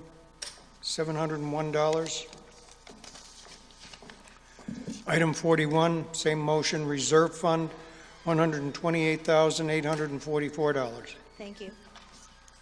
Before I ask for a second, I just want to clarify that the last votes of items 31 through 34, 31 through 33 passed unanimously, and 34 passed by a majority. So now I will ask for a second on items 35 through 41. Is there any discussion? We have a question up here.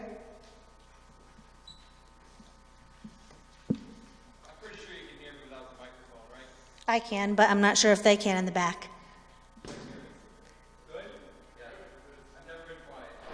On item 40, group health and life insurance, can you tell me if that's for all of the folks who are employed in Granby and when the last time that was bid out? It's not that. Go into point of vote.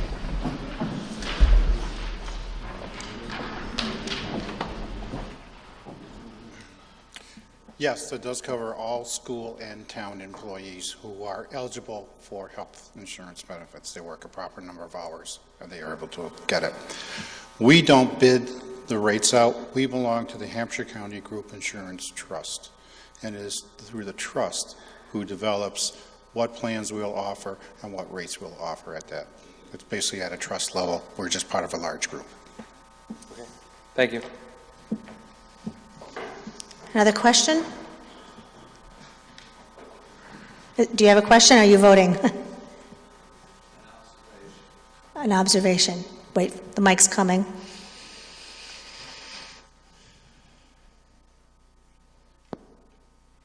The observation is that with everyone exhausted, we've got a couple of $1 million worth here that we make almost no comments about, and we spent close to 2 hours on $300,000 plus. So it's just very disproportionate.